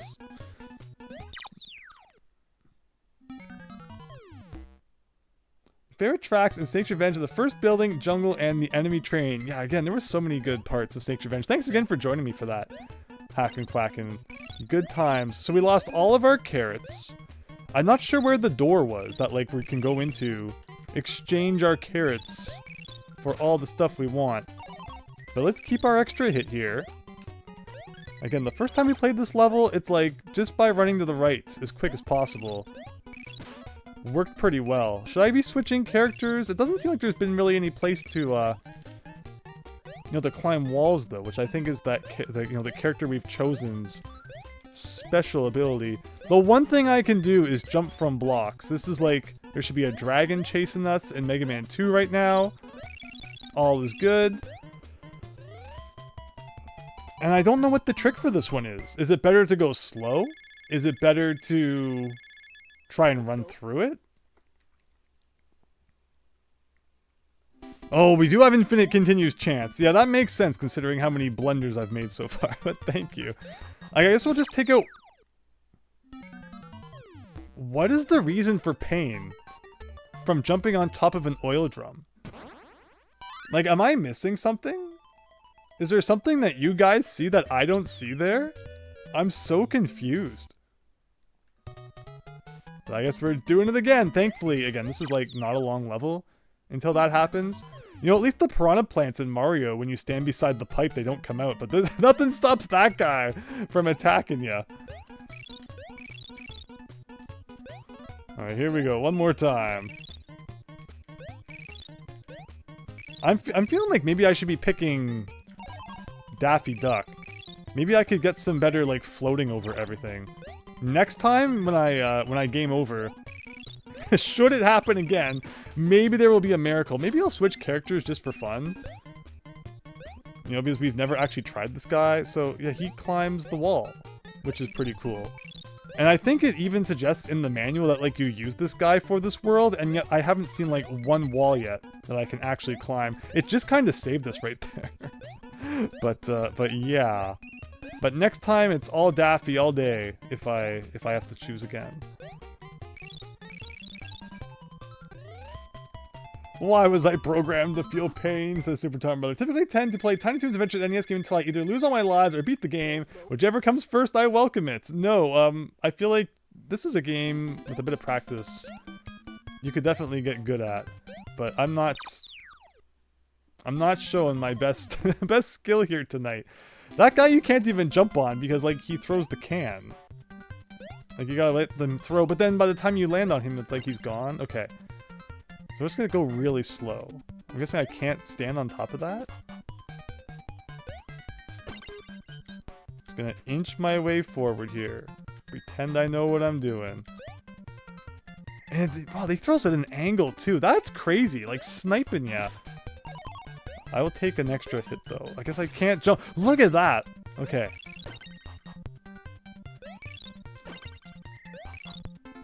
What is this garbage in the back there? It looks like a rocket ship. No, you can't. Why? Why can't you stand on top of that?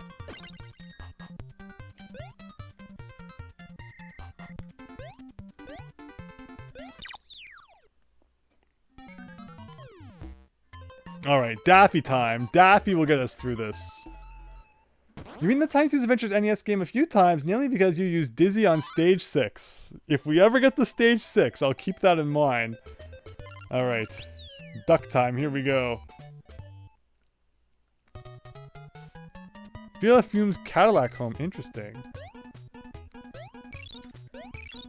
Oh, is that like, the Pepe Le Pew bootleg? I wonder. My twin Famicom's power light no longer turns on. It's really showing its age. I hope it's okay. I know you said the disk system part wasn't working so well. That's a common problem with the twin Famicom, unfortunately. But I know you could at least use it to play Famicom games. But hopefully it hangs in there. So let's do that. But like, where's the partner that I can swap with? You see, like, I could have been floating there, which would have been great. Here's the partner, I think. This is going to give us, you know, World 1 vibes. Haven't used this guy in a while. Definitely helps with this part a bit. Not that, like, I was having too much trouble with this part. Okay. We'll see how he helps in this one. Completely forgot about Fume to the point... You forgot her name. Duck's name Plucky. He can swim good and fly through snow descent. He's the Donatello of the game. Oh, so you're saying he's really good. Like, I'm mashing A right now. I never want to land again. This is a heart, right? I lied. I do want to grab that. Yeah, I can see how he's kind of broken. Oh, yes! Yes! Let's chain those bounces together, please. No complaint from me. Oh, God. Okay, so I gotta go upwards? Is that the trick? Well, I mean, this is the character to do it with, I suppose. That upper elevator, though, or not, I mean, elevator? Platform? It's kind of on the move, but okay. Just kind of a weird timing thing, sure! These are getting easier rather than more difficult. DuckTales is now on Disney Plus. Yeah, those drums at the end I could stand on just fine. Okay, here we got like a tower we're going up. No, we're keeping this guy. Why not? So these platforms aren't semi-solid. You cannot jump through the bottom.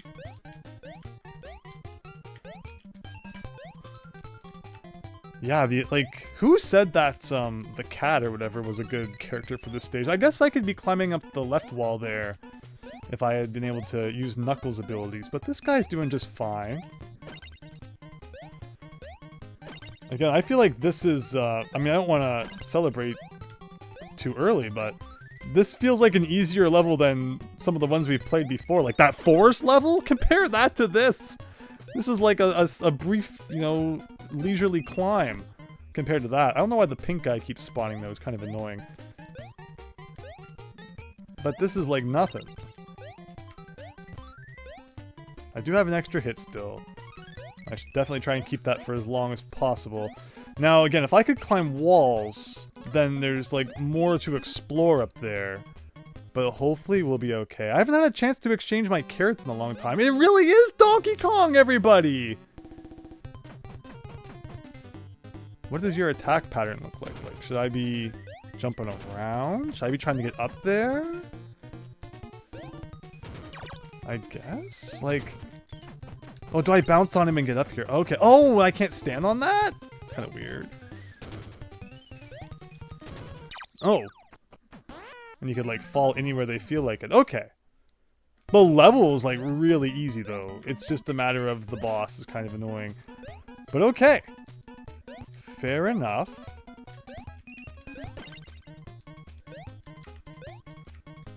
Let's call him Donkey Kong. Why not? Hello, Donkey Kong. Jump on the small gorillas. For each 2 you defeat, a pillar falls. So it's not even like I have to hit the big guy. It's literally just defeat the small Donkey Kongs. Okay. I guess that's doable. It's a case of, though, like, in this game, where are they gonna fall? Is there a predictable pattern for where they fall from the sky? How do I know where to stand so that they do not crush my skeleton? Is the question. But again, thankfully, this is, like, not the worst getting back up here. That last level of World 3, the fact that we got lucky and beat that boss on the first try, I think probably saved us about an hour of replaying World 3. So I'll take that as a win. That guy just... I don't even know what's up with that guy.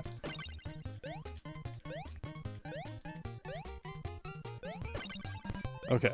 So, once again... Driving home at night in the strange... not Colonel Campbell there. Okay, so... Again, I don't have the extra hit this time. I guess the strat when he earthquakes is just to, like, be in the center, beneath it. Because a gorilla can't fall on you if you're beneath him, right? So let's try that one more time. World 4, though, ever since we've been playing as Duckman here, like, the levels aren't hard. It's just the silly bosses. And getting used to their patterns. You got, like, one shot at it. I don't like that pink enemy, though, that falls. I feel like I'm just waiting to have a mistake with them. They kind of appear out of nowhere.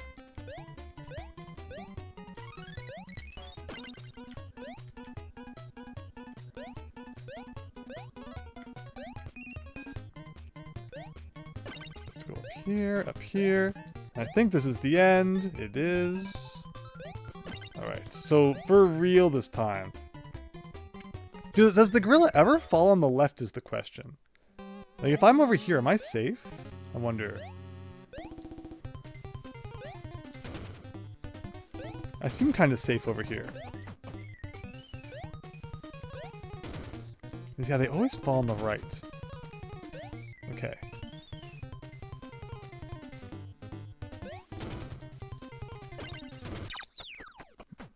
But then you gotta get back to, like, the left as fast as possible, I guess. You doubt you're safe, says David Ray. You're never safe in this game, apparently. Wait, what level? Oh, I think he was bouncing from World 3 to World 4. I had a bit of a scare there for a second. It looked like we were gonna have to do World 3 again. Sometimes games do that, where it's like, you can only continue up to a certain world, and then, like, you gotta keep replaying half the game again. Which is always kind of insane, but... no sign of that from this one yet. Let's get our extra hits. Again, I feel like the boss, we'll get it figured out soon. Just a little bit tricky, like, you know, you get the bounce on the guy, and then before you even have a chance to do anything, there's another one falling on your head. She was much more prominently featured in the Tiny Toons Luniversity reboot. Okay. And again, like, where is the spot where I was supposed to be able to exchange the carrots for lives? I guess maybe that's why you're supposed to play as the guy who can climb walls. Like, that's where that door is hidden, but...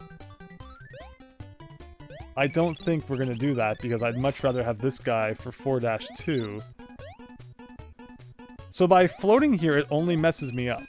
Because I end up, like, hitting the dog up there, because I'm too high up on the screen. So you gotta make sure you stay nice and low. And then once again with this guy, we get to float through 4-2.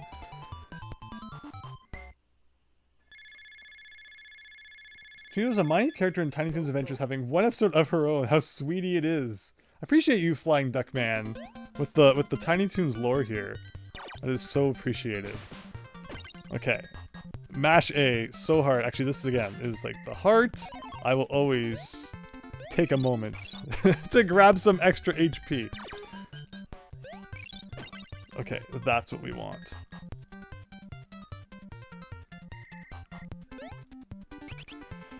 Back to 4-3.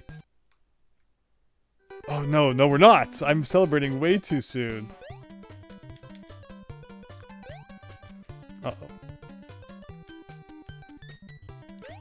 There we go. And now we should be pretty much safe, I say. There we go. And then just one more quick climb to try and fight good old Donkey Kong again. University is inferior to Adventures for a number of reasons, says Flying Duckman. Again, there's a lot of Looney Tunes, or Tiny Toon. Oh no! I did not mean to switch back. I wonder though. I wonder how that will affect our boss kind of adventure up here. Probably not well, because like, again, what could this guy possibly do better than a guy who could float? Probably not too much in terms of the boss, but we'll find out. So bounce on these guys. that weird enemy. Bounce up here. Or not.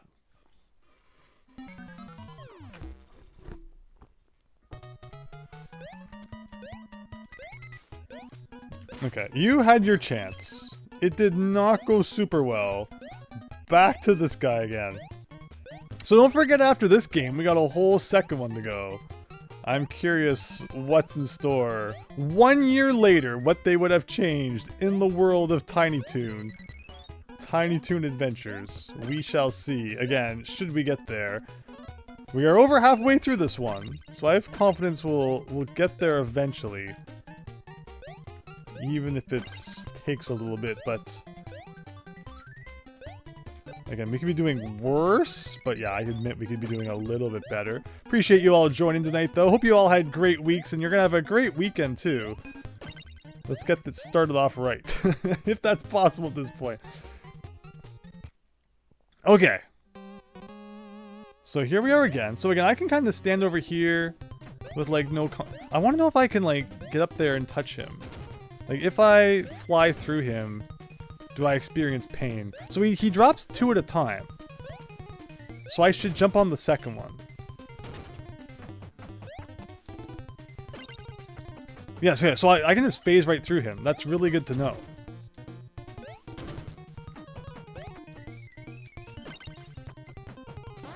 Okay. I'm just waiting for him. Why am I, like, stuck in the air? That's funny. I'm waiting for him to, like, change his attack pattern, and then I do get crushed by something.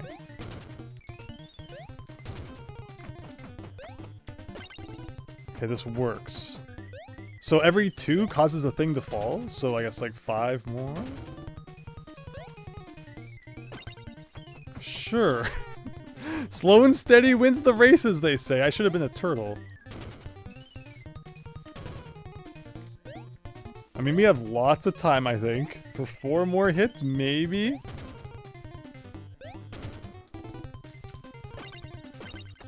Okay, sure. I mean, that's a strategy that also works. 1 more, theoretically?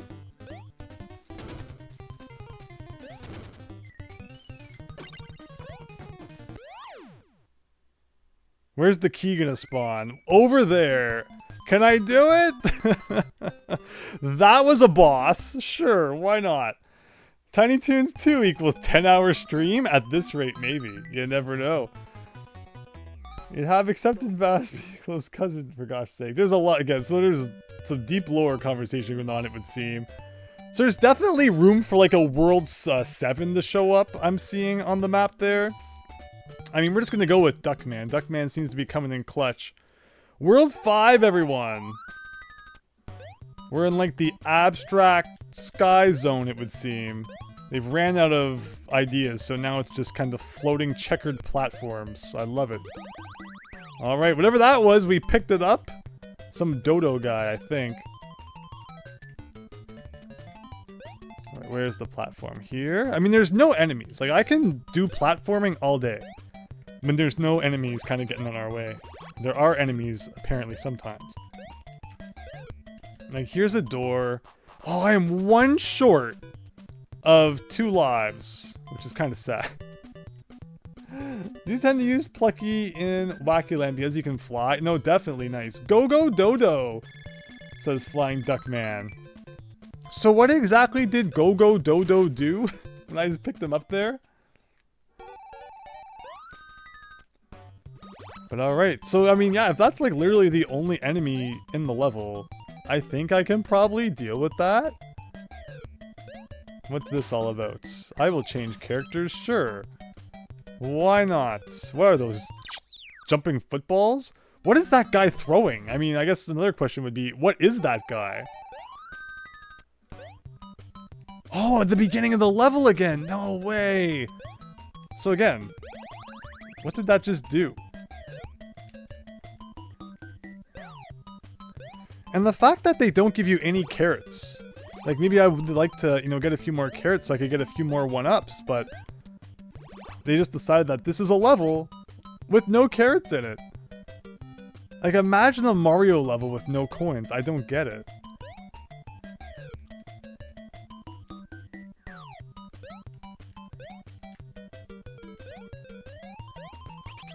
Okay, here's Go-Go Dodo again. Like, does he give us anything? He doesn't give us carrots.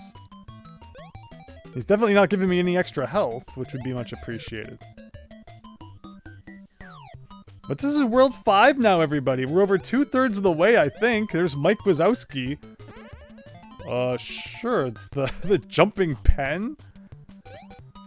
This is a weird world.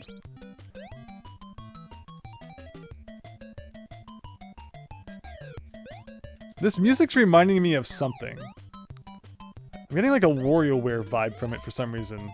Alright, we picked up a bunch of... Is that how you beat the level? Sure. Go Dodo.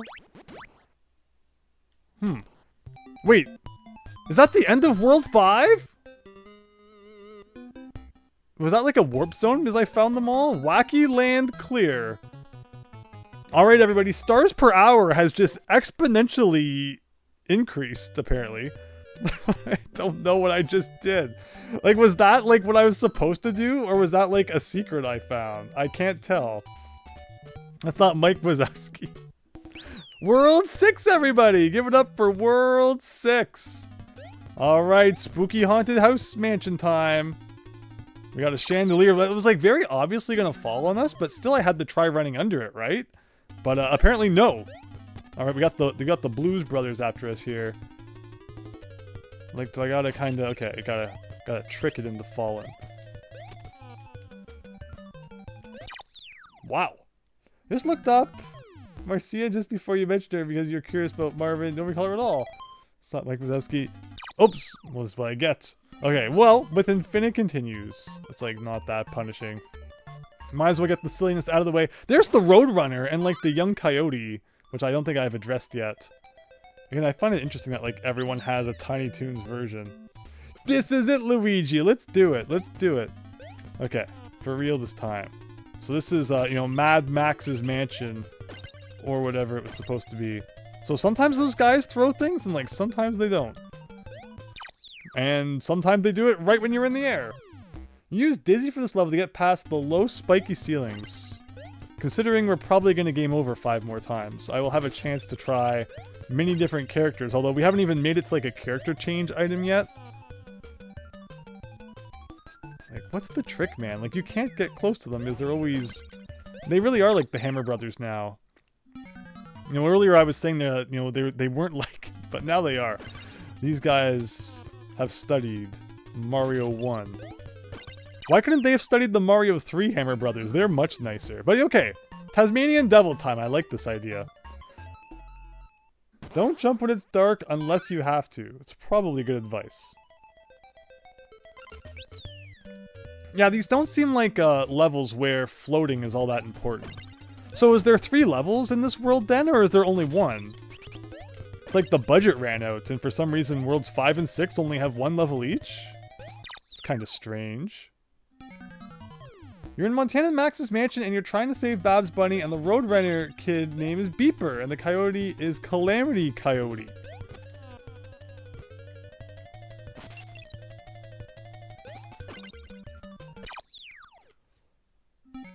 Need I say more? Need I say more?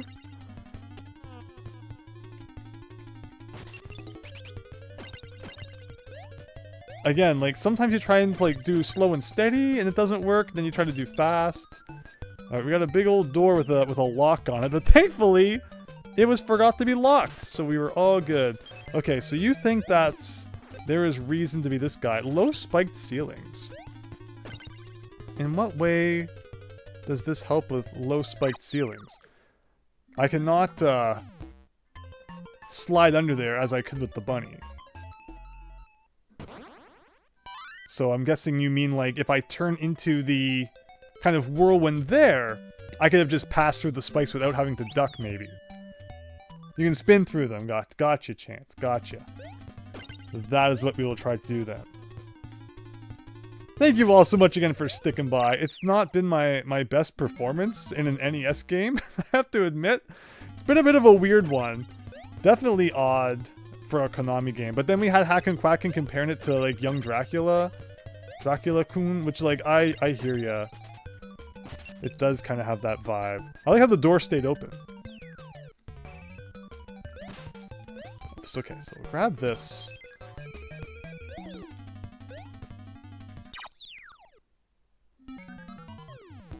Apparently it doesn't help, says Hack and Crack. Fun fact, Bass Bunny predates Lola Bunny by several years. She was a trailblazer. Oh, now I'm staying transformed. Interesting. I feel like I should just stand around and wait for the power to come back. As long as it takes. There we go. Like, that's really cheap, but I'm also, like, not going to complain at this point.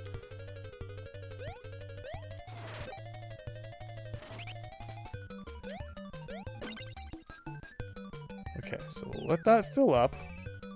That... oh no! I see what you mean about her being useful there, but it's just so much waiting.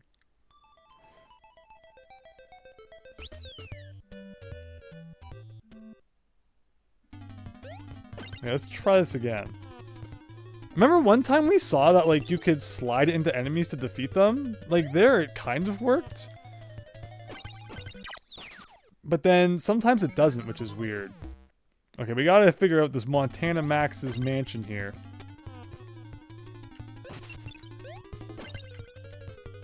Okay.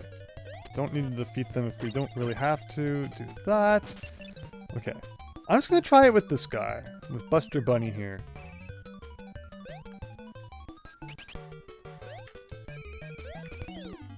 I guess he jumped over my slide, which is what happened?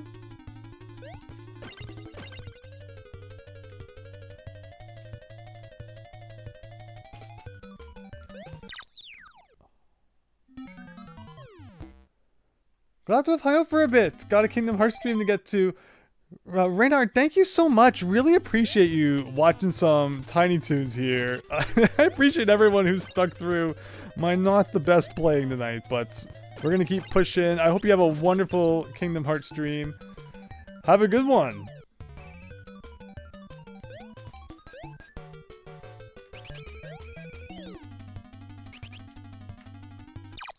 No, there was not enough speed there to do a thing, so I should have jumped on him and then, like, got right back to the slide. I'm feeling better about this, though. I like the slide, I think, more than waiting for the power to come back for the spin.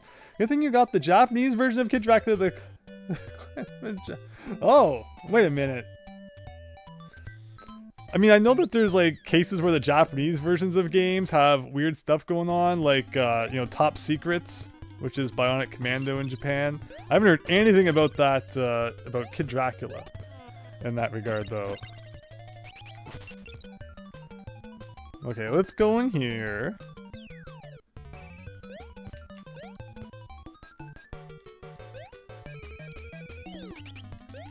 Okay, so how do you do this?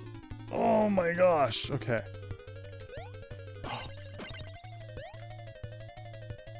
This just goes on, man. It never ends. Okay.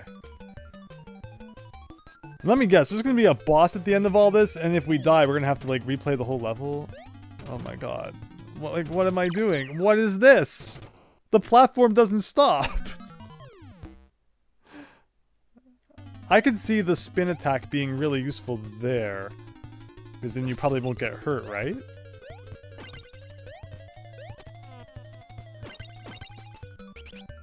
I don't hate this, though. Like, I think this part's doable. That elevator part looks like a real pain, though. Like, the trick here is definitely just speed. Like, don't stop if you don't have to.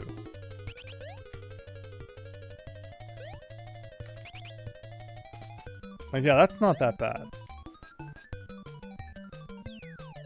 Is the trick, like, just to duck? Like, if I just duck, will I be okay? No.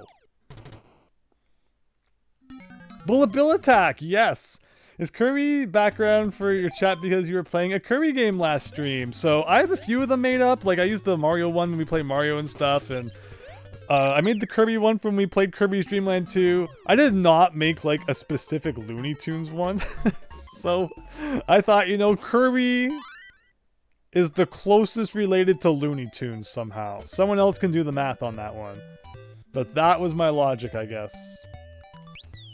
But okay, so we just kind of gotta do a Dance Dance Revolution on the elevator, I guess. So remember, you can duck under the first two, you can jump over the third one, and we're just gonna kind of slowly piece it together, I guess.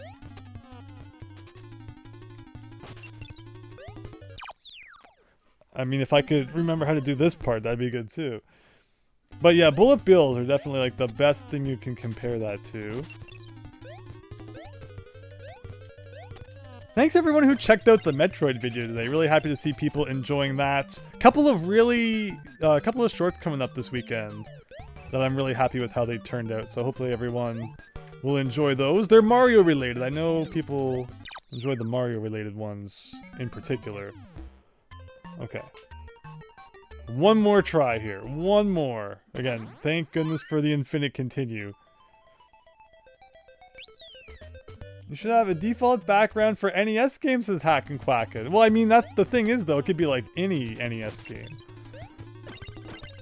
I thought the Kirby background was pretty good, though. I didn't think it was, like, too unfitting. Kirby's bright and colorful. Tiny Toons seemed like it was pretty bright and colorful. I thought they were decently comparable. That one you have to defeat him. You can't just duck under him. You gotta defeat him as soon as he appears. And then you can start ducking, is the trick. These two you can defeat as soon as you see him. There's no randomness though. It's like once you know what to do, like there's no reason you shouldn't just be able to do it every time. Like this one you do that, and then this one you gotta remember to do that. So that I can do that. So like that's not that hard. Alright, then here you duck under the first two and then jump.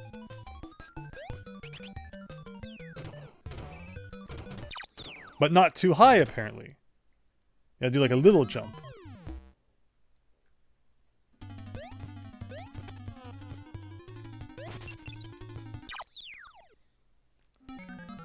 Might as well start over with full lives, says David Ray. I like your thinking. I like your thinking. Tiny Toons is not Looney Tunes. It's Steven Spielberg's OC, learning from the Looney Tunes. How about Animaniacs, everyone? Can we just agree that Animaniacs is really good? They had a game on the GameCube. I didn't think Animaniacs was like really around still by the time the GameCube came out. I always try to jump over the first one onto the second one, but you can't. You can't. You have to bounce on both of them. Like that. I have the Animaniacs game on Genesis, I believe it is. Like, yeah, there was definitely some Animaniacs media back in the day, which is pretty cool. Like, that's easy enough. This is easy enough. You just have to remember to jump on this guy, and then you're like smooth sailing here, where you do like a bunch of this, like a bunch of that, a bunch of that. Okay, then it's duck, duck, a little tiny jump, and then probably a couple more ducks. So duck, duck, little jump, duck. I should have jumped over that. The ones on the left, it seems like you jump over. While the ones on the right, you can duck under. We'll see if that stays consistent.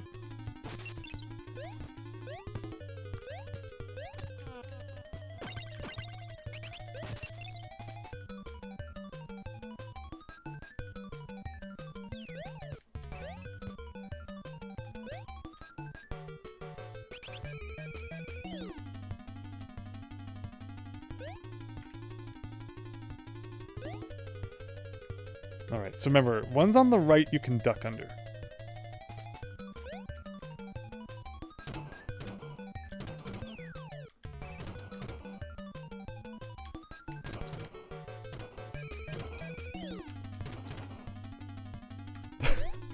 Ooh, what is that? It better be an extra hit. Yeah, okay, so we figured out the trick to that room. Good, good. Second floor now? No. What? Sure. Sure. Well, we got our Wario cameo. The old shoulder bash. Now, how does the duck do in terms of sliding? I've never really thought, because like his floating ability for those guys would probably be great.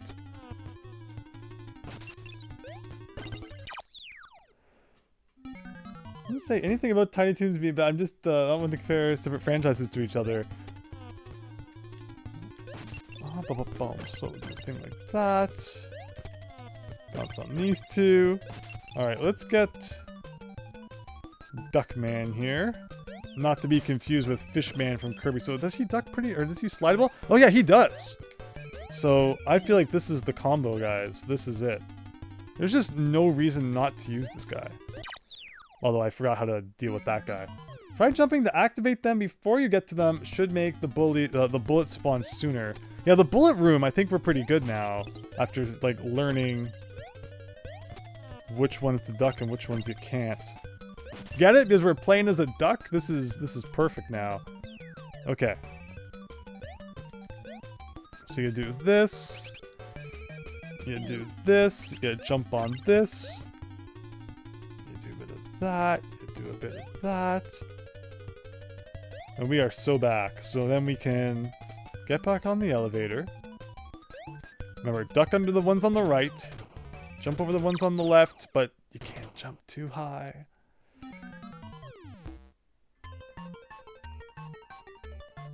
But we're kind of seeing the full picture here. And like, if this is the only level of World 6, I don't understand why suddenly they decided to cut down the length of the worlds, but I guess I shouldn't complain.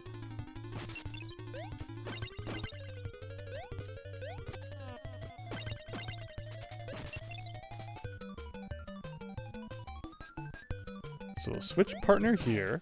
And we do get that extra hit in the next room, which is nice. If we can make it to the end of that room, which I think we can.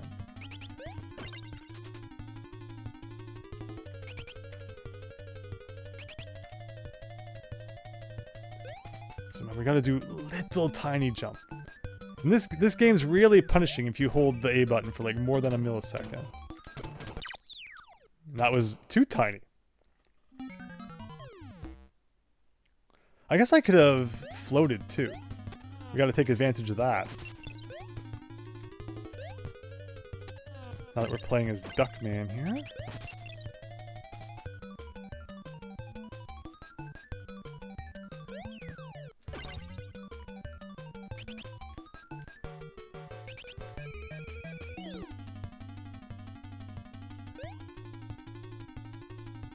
Alright, one more time.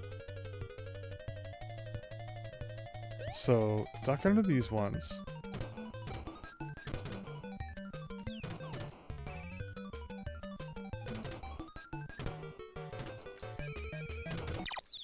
I thought that was the last one on the left, and there was one more on the right. Look at him fall! You really gotta watch him fall all the way to the bottom.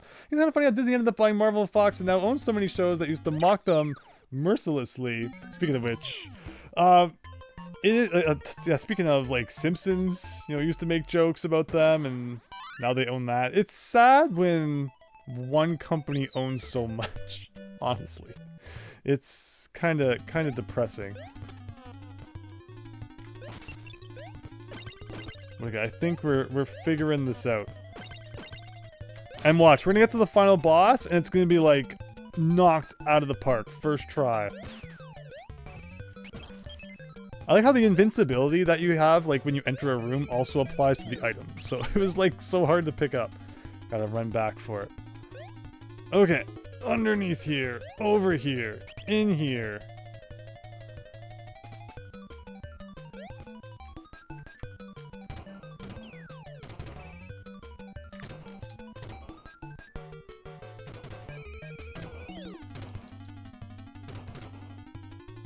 Thank you. Okay. This should go well. So let's just take it easy. How does this work? So they fall and then you do a thing. So like take it slow. Perfect. Alright, not so bad once you know how it works. I was expecting one to fall like right where the door was. Okay. Again, The duck probably helps with this.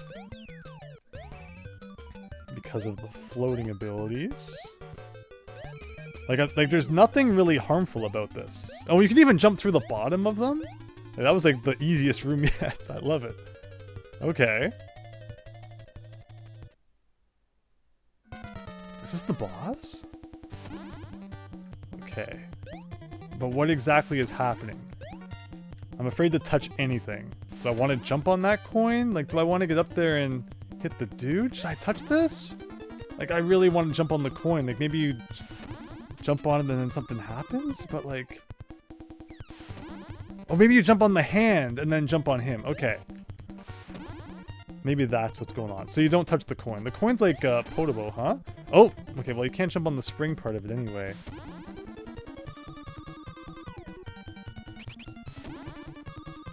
Yes. Oh, okay. I think we've got it figured out, though. Gonna focus on dodging the coin for a second here, so I can jump through this part. You can't touch him from the side. Of course, he disappears the second I finally get up there. That's one. Bosses in this game have all taken 3 hits. I assume it's not going to be that simple, though. Oh, there's 2 now.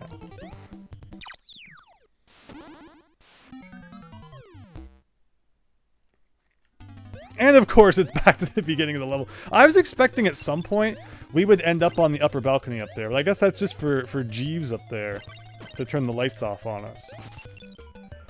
Well, if it was 3 hits, we were about 3 pixels away from beating the game. I'm assuming there's probably going to be like a second form or something, because every final boss is going to have a second form, but... It wasn't going too bad until it was. Look at those wonders avoiding those charging shocks. Yes, he does. Yeah, overall, I feel like this is the worst room of the level. And then, like, after this, it's not even that bad.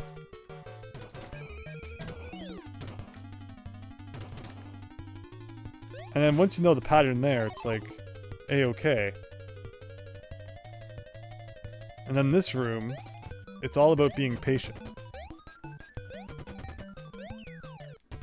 Oof, I say as I am not being as patient as I should have been.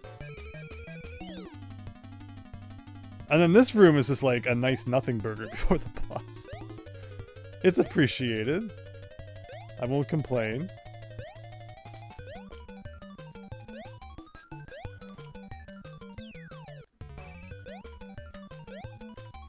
Alright, try again.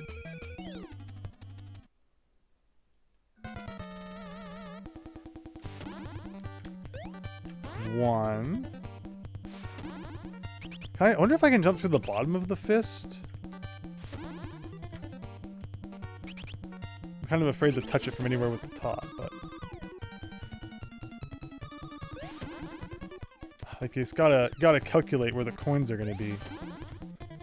So that you don't land on top of them by accident. 2.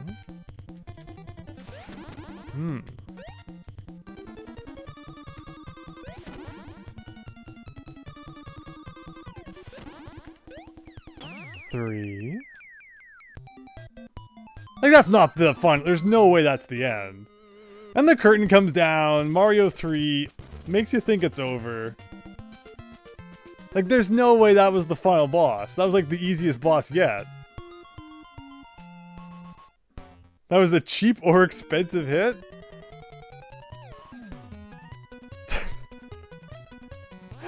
What a silly game. Oh my gosh. I'm kind of like... I had so much more trouble with, I feel like, the first half of the game compared to the last half. Weird. Weird game. LOL Mario 3, how the curtain comes down, like, right? Heroes, Buster Bunny, Babs Bunny, and Acme characters. What a strange game. Again, it was looking really bad at the beginning there, and then... the last half of the game. Like, Worlds 5 and 6 only having 1 level? Did they run out of time? I felt like I'm gonna go to the cutting room floor after and it's gonna turn out that there's like a whole ton of levels they never had time to finish or something. But yeah, I'll take it. The music sounds like Shovel Knight. Yeah, all the music in this game reminds me of like other games. It's weird. You're fighting Dr. Wily the entire time you've been playing Tiny Toons on NES, that dang capsule ship, Super Tom Brother. Yeah, definitely make sure you're using the spring to get up there, but it's a little bit of a weird boss, huh? Wow, like a whole credit sequence. I guess once you hit the 90s, that's a bit more of a common thing than it was in the 80s. Thank you for playing.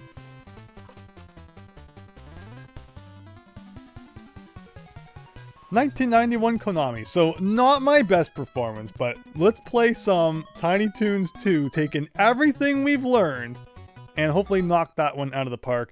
The end, everybody! And I guess we should probably sit here for just a second, in case there's any post-credit shenanigans. Was that really a thing back then? Maybe not. Do the buttons do anything? No, they don't. Okay. I think it's time for Tiny Toons 2. Give me just a second here.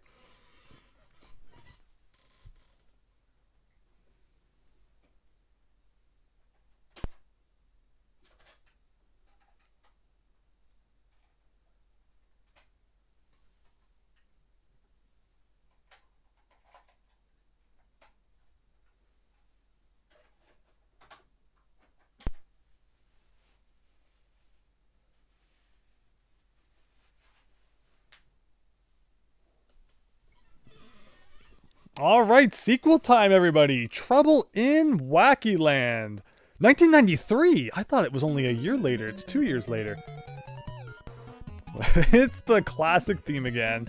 One day, just outside of town, a huge amusement park is open. Like, they just built that thing overnight. It takes about 5 minutes to put up an amusement park. Single letter appears in the mailbox. Buster Bunny, hey, Buster Amusement Park is finally ready. You're invited to the opening ceremonies. Bring all your friends for a big surprise. Signed, your secret admirer. Buster's friends are very happy to read the letter. Oh boy. I mean, they don't know the real identity. Oh no, no way. I can't believe he's the bad guy again. That's the opening sequence. The end, Big Phil. Yeah, what a weird game the first one was. The pacing was awful. Like worlds 3 and 4 were more difficult than 5 and 6. I don't get it. I don't get it.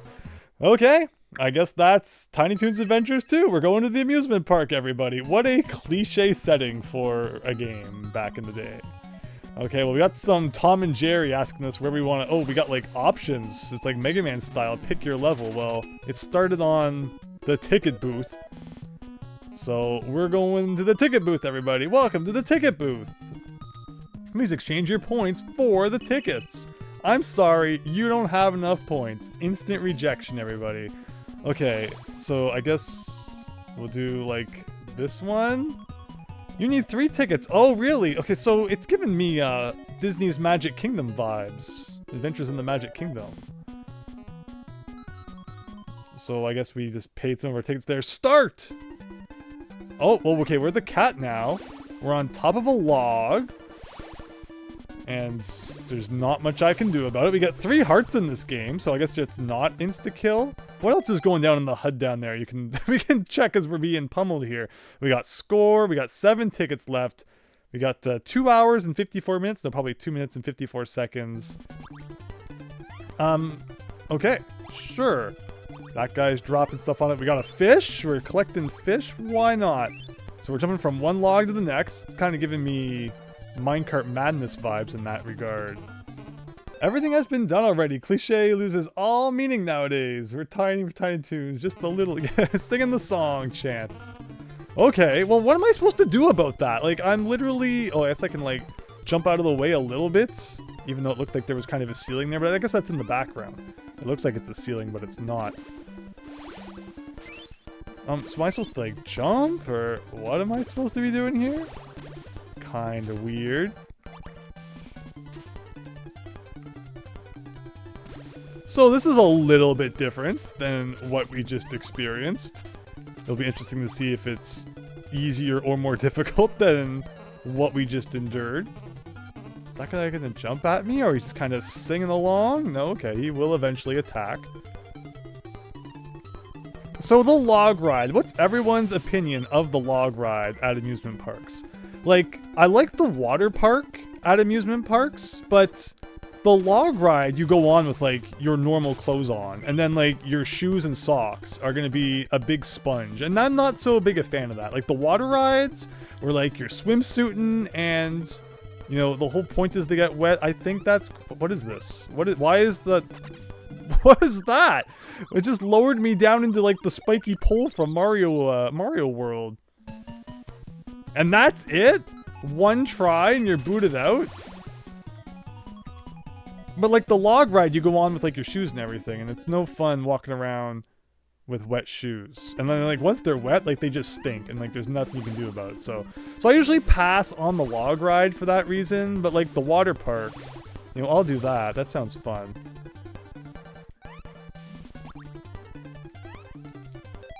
Everything? Yes. So like there's this guy. So I guess we're just gonna like keep our health for as long as possible so that when the spiky pole happens, we can deal with it. Seems like the game is keeping the trend though of not liking checkpoints, starting you over from the start of the level after a single death. Is there like some law in the Looney Tunes lore that checkpoints are not allowed? Otherwise though, I think we've seen this, so... Oh! I guess I shouldn't be jumping when that happens. I should just kind of stand on it. What if I lose? Like, what if I don't have any tickets to pay for the ride? I think this might be our last chance because we only had 10 tickets and it costs 3 each time. So if we lose this one, we might be bankrupt and be banished from the amusement park. The second they realize you don't have any more money in your pocket, they want you out of there. And again, why am I collecting all the fish? I think is a good question.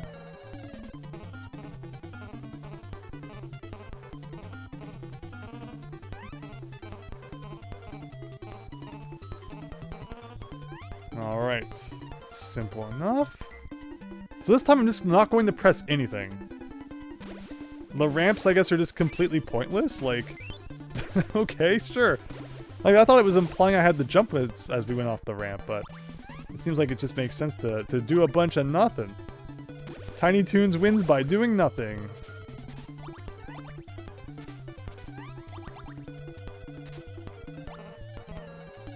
If I remember correctly, each level has you play as a different Tiny Toons character. Yes, the manual did make it sound like that's probably going to be the case in this one.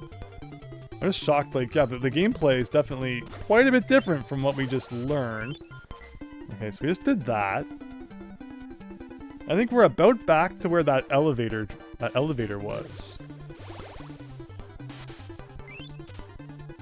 And I'm not sure what it wants from you once you're on that. Here comes the pulley thing. Oh, so up and down work now. Okay, sure. So it's Flappy Bird. It's literally the first ever Flappy Bird, everybody. It's like the second I let go of up, he starts descending. It's a little different than Flappy Bird, but like not really, I guess. I mean, what am I supposed to do to dodge that? I can't exactly stop. What?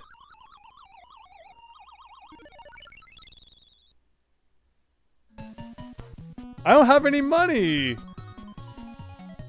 You need 3 tickets to get on this ride. Well, I guess we gotta go beg for tickets? Or maybe we can, like, get more now.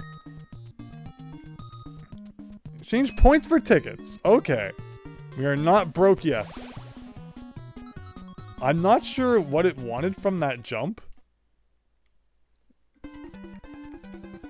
Oh, holding B shakes the log back and forth? Is that true?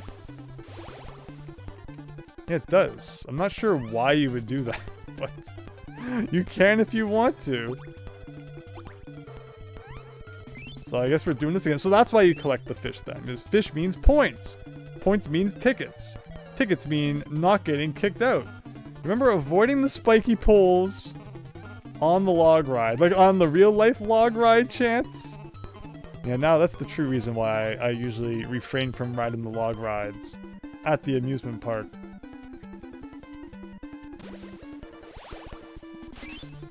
But okay, like, we're getting the hang of it. So the time limit's interesting because, like, I have no control over how fast we're going, really. So I guess it's more of an indicator of probably about how long the level is. We just need to survive for like 3 minutes or so, and we should win. And it's that you know, moment of illusion where, like, you're writing a test or something and you're running out of time. That 3 minutes will feel like 3 seconds. But you want the level to hurry up and end, and that 3 minutes will feel like 13 minutes. It's funny how that works.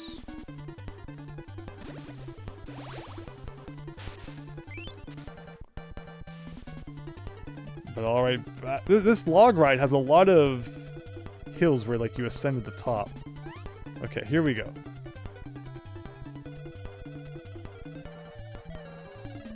Like, there are some times where I'm just not sure how you're expected to dodge because of where they place things. That was close.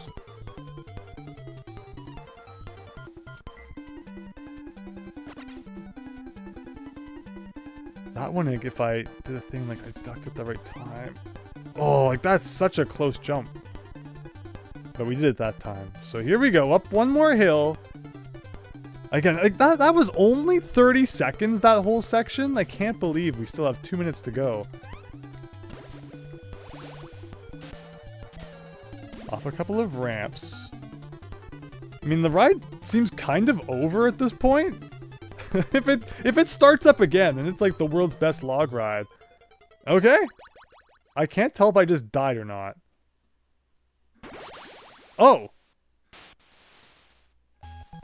I thought maybe there was going to be like an inside the whale portion. Maybe we're going to be getting our Pinocchio / Star Tropics on.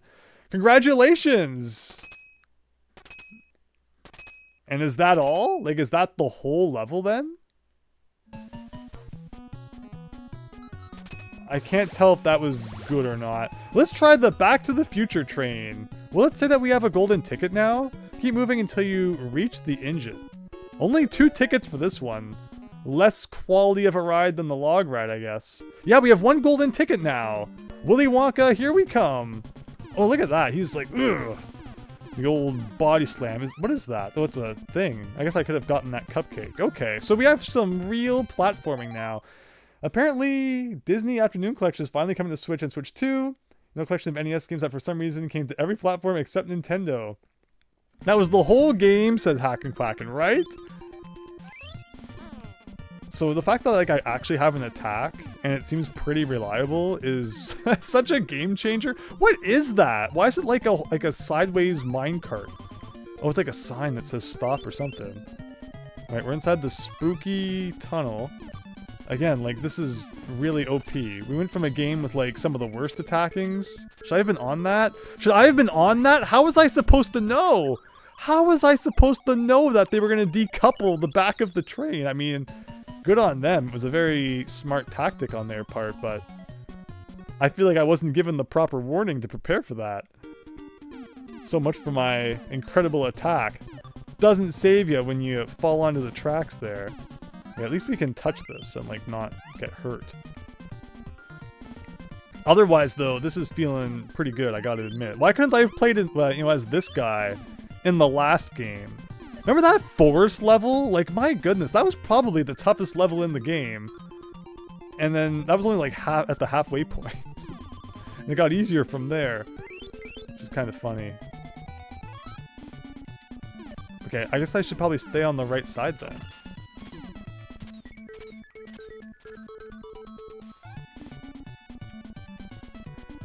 Okay. And I guess I should also prepare for the potential of that to happen again at a later point in the level. Otherwise, though, it seems simple enough. And the fact that you get 3 hearts in this game, like, you could not take any damage in the last one unless you had the elusive heart item.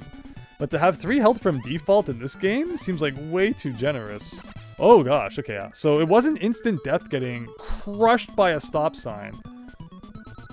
You know, soccer ball to the face, also great.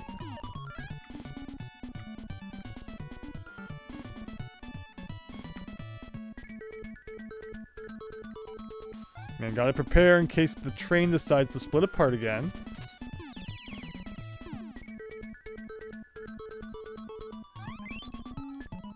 Do you think health pickups exist in this game? I don't think we've seen such a thing yet. Yes. Alright. I didn't see him in there. I did not see him inside the train. Did anyone else see him inside the train? You're supposed to be in the train, not on top of it. Game over? How come we game overed all of a sudden? I guess I ran out of tickets? But like, I should have had some points to buy some more. Wow, I hope I didn't lose all of my, like, my other golden ticket. I would doubt it. Let's see what it says at the bottom. So yeah, that was my bad then. I guess I should have always been going back to buy some more. Yeah, we still have my other golden ticket down there. Okay, so just don't hit 0 tickets. I'm sure I probably had the points to buy more. I just wasn't really paying attention to my current stockpile. But okay, again, we're doing this. We know that in less than 3 minutes, it's basically a survival. Like, if we can survive 3 minutes or less, then victory is ours. We must have been pretty close by that point. What was it, like a minute and a half for the last level?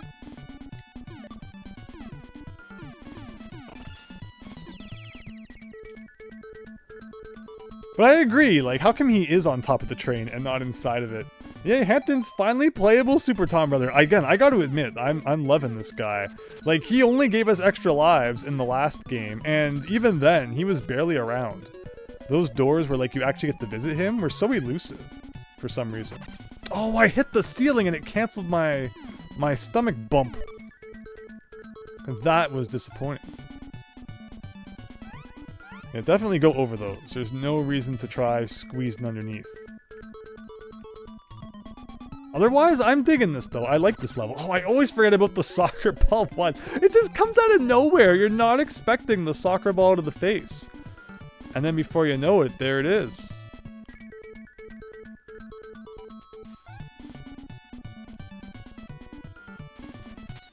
Okay, this time let's not make the same mistake. Like, I had some really good enemy defeats last time. And then I got caught by the guy that was inside the train I forgot to look for.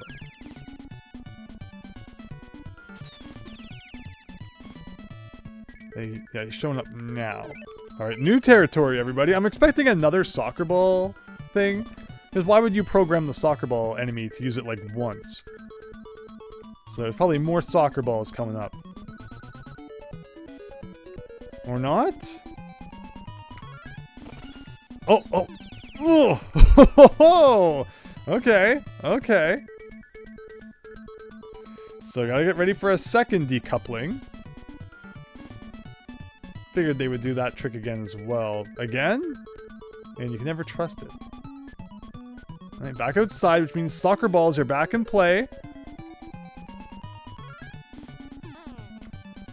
Something's about to fall on me. A big old fist. Amazing. There's the soccer ball. Okay. Big old fist again. Shoot! No! Like, I dodged the fist and then it stuck around for like 5 minutes. Oh. Long level to have to do again from the beginning each time. Is this Punky Pig? Something like that. No one expects the Spanish Inquisition. His name is Hampton, indeed. Alright, well, we gotta save some of those hits for a little later on in the level then. So, we gotta be prepared for the soccer ball. And I need to not take any other silly mistakes. Yeah, punishing, though, when you die. It's a lot to replay. And the worst is, like, it's auto-scrolling, so you really have no control over how fast you go through it. You just kind of gotta suffer through the beginning every time. Alright, get you. Oh, shoot. Almost forgot about it.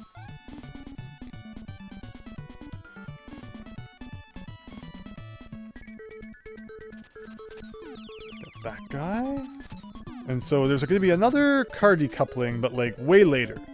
I think it's like in a completely different tunnel than this one. So where's the soccer ball? Soccer ball comes up at some point. Like, I'm never ready for it. It's around here, though.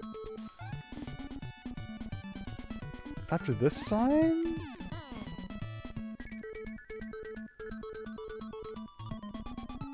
Yeah, it's after this.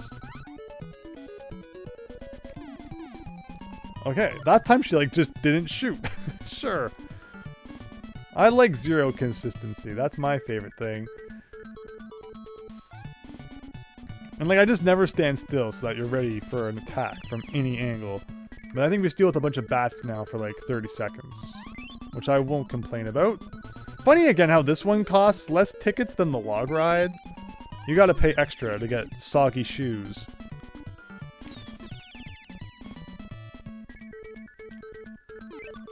It's probably gonna decouple again soon, right?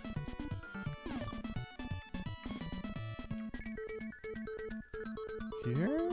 Nope. It's coming though.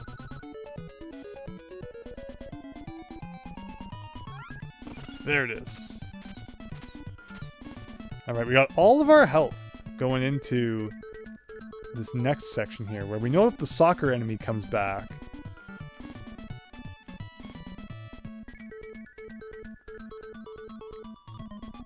Alright, leaving the tunnel. It seems like when you hang back to the left, the soccer enemies don't shoot, which is really weird. Oh, that's right, the fist. So it's really good to be on the right side of the fist, because then the train won't, like, accidentally bring you into it. Oh, no, she got me that time. Okay. Like, yeah, that's the trick.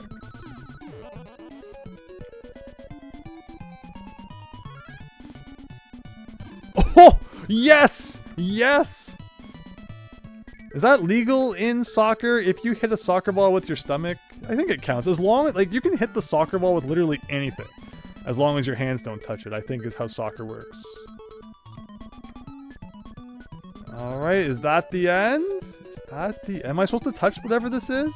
I guess so. Oh, it's the engine. Alright. Can I, like, stand here? Do I want to stand there? Like, I'm afraid of touching anything, honestly. Boss fight? Oh my gosh, there is a boss fight, too.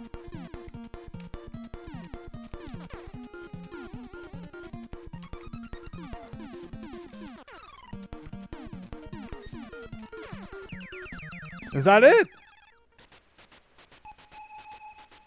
Hey, it's the station floating in the sky. We found it. Wow, that was long. And like, if you die at the boss, there's no doubt you're playing the whole thing again. If you were a goalie, you can touch the soccer. Yes, that is true. Wish me luck. You're about to face Dr. Wily Machine 7 yet again. Good luck, Super Tom, brother. Entrance to the funhouse. All right, let's do it. Welcome back to the funhouse, home of your secret admirer. Hey, it's Jeeves again. You need 4 gold tickets. Ah, okay. So we gotta do the other 4 rides first before we go into the funhouse. You're gonna enter the funhouse with 50 normal tickets instead of 4. That's crazy. So if there was like a ride you really didn't like, you could just, I guess, play the one you do like over and over again until you get 50 tickets and then like force your way into the seemingly final level. That's cool. Hang on, how many does it cost for a ticket? It's like 21. Like, it's not that hard to get 50 tickets, really. I guess it's roller coaster time, everybody. I like a good roller coaster. So this should be good. Watch out for obstacles. This is not a normal roller coaster. This one costs 4 tickets, which makes sense.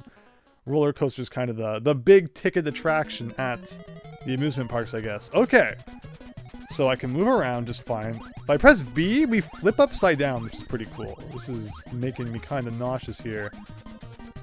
We got grapes to collect, because why not? Luckily, it seems like I can't fall off when we're upside down, which is cool. Oh, I should have ducked under that. Okay. Oh, so I need to strategically flip and flop all over the place, I guess. Should have ducked under that. I mean, it's coming at you quick. There's not much time to react, really. Seems like maybe I should just be ducking all the time. Makes the most sense. Alright. So far, so good. Well, I mean, oh, that's the soccer! The soccer's back! And we even have to transfer from one to the other. Hello, Matthew! Thank you so much for the subscription. Hope you're having a great night, enjoying the stream. Like, I didn't even have time to see what was hitting me there. Now I see why you would want to pay 50 normal tickets instead of getting the gold one here. This is a tough level. Again, though, it all comes down to just surviving 3 minutes, and then we never have to play it again.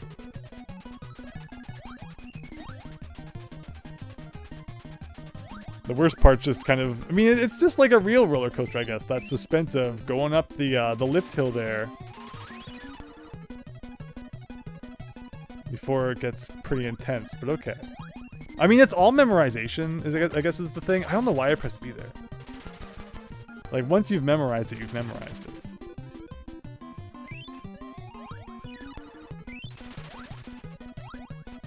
Okay, so far so good. Lift hill number 2. Will we see a Wario Land? Oh, I'm thinking about the message. Will we see a Wario Land stream when VB Wario Land is added, Hackin' Quackin'? It has to come out, because I've talked about it and people agree, people disagree. I don't think you're going to be able to play the Virtual Boy games without the adapter. And when it's in the, and when it thinks it's in the adapter, it's going to split it into like 2 separate eyes for you to look at. It's not going to look like just a normal game on the screen to play, which I wish it would. I really wish that that is how Nintendo would release it. I hope I'm wrong. But everything I've seen from like Nintendo's disclaimers about you have to have the adapters or the cardboard thing to play it, I don't think I can just stream it from my TV for you guys. As much as, like, that's how it should be. So, it really has to come out, and we have to see how it works before I can make any commitments to Virtual Boy stuff, unfortunately. Just, you know, thank Nintendo for being so confusing, I guess. Oh, man, no, you gotta flip there. Super Tom Brother, congratulations on your Mega Man 7 victory. I should stream the footage via webcam.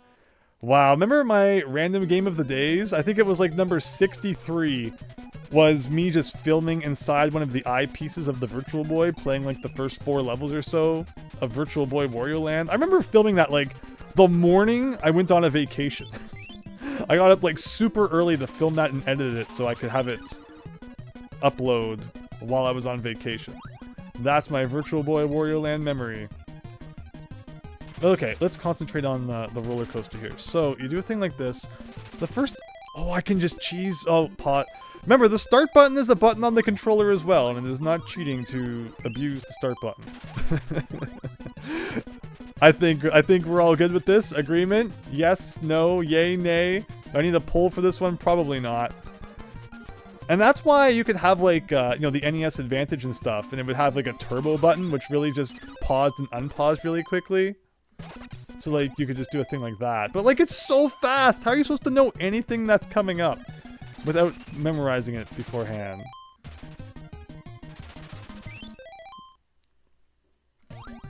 And then you're supposed to come back? Like, that's crazy.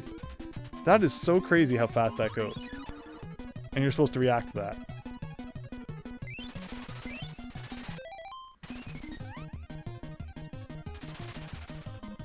Well, we're not done yet at the very least. We got at least one more rigmarole to go through here. What are we even dodging? Clown heads on wheels? Okay, that's scary. What do you think of clowns? Yes, no, scary, not scary? I never got the fear of clowns, but I'm also not, like, clowns' #1 fan either. It's like I understand the people who aren't the biggest fan of clowns. Speaking of which, whoa. Oh my gosh. Yeah, so they took out the ending sequence from the Anniversary Collection.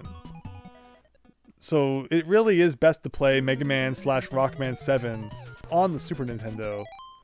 You love the ending, Mega Man. Don't forget about the 15th rule of robotics or whatever. Humans can hurt you, but... Or, yeah. Alright, let's do this. So again, all memorization. So we're gonna duck. And we're just gonna keep ducking. We're gonna flip back. Like this speed, you can handle. But I need to remember here, like, is it flip first or flip later? It's flip later. And then this one you flip first and then flip back. Alright, one down. I think you've seen this game somewhere else. It looks really similar.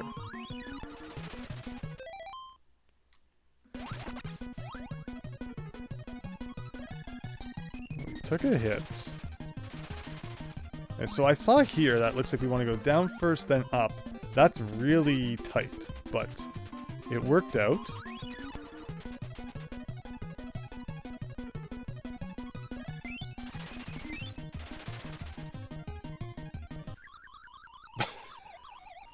I forgot to transfer. Alright, well, let's go buy some tickets, I guess. Again, it didn't just like completely game over us because we do still have enough money to buy some tickets. 9 whole tickets, everybody. What's that? For 2 more tries? I think it costs 4. Babs is so cute. It's a shame she's not playable in more Tiny Toons games. I remember playing the Super Nintendo one at a friend's house way back in the day. A friend introduced me to a few Super Nintendo games like Home Alone 2 and that and Doom and a few other things before I ever owned them myself. But, you know, maybe we'll check out more Tiny Toon stuff, or maybe not. We'll have to see how this goes. Again, progress has been, like, okay in this one. And again, I appreciate you all bearing with me in the OG game while I was having a bit of a moment there in, like, the second world. Thank you all. Hope you're all having a great night. Okay, so let's make the transfer here. Wow, she never normally kicks the soccer ball, but that time she had it out for us ever so slightly. Like, yeah, please don't kick the soccer ball at me. In real life, I have a tendency to be like a magnet for flying sports balls. It's not really fun. Okay, so this time I gotta remember to make the transfer. We got 1 whole health. Like, I wonder if I could just make the transfer early. If you know where to jump. Like, it's here. But, like, if I just jump from up there, I wonder if I could do a bit of a skip.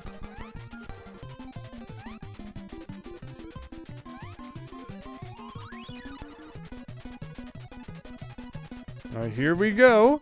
Anyone remember how this part went? Because I don't.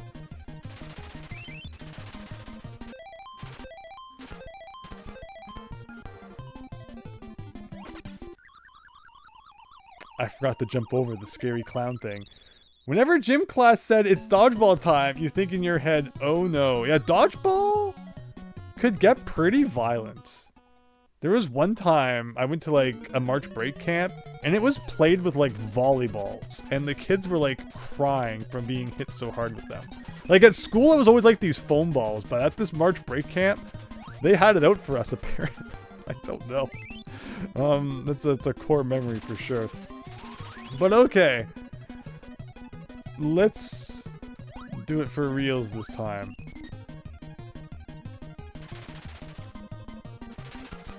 So the first time you don't flip, and then you flip, and then you flip back, and then we stay upside down for this one, and then flip back. So we've kind of got the beginning figured out at the very least. Real! Hope you're having a great day. Thanks for stopping by. Hope you have a very nice weekend. Appreciate you watching some Looney Tunes, some Tiny Toon rather here. Tiny Toon. Oh, I always forget about that one. The diamond of brick that we keep slamming into there. And then this one is like down and then up. That is so tight. And now we have like no health coming into this part.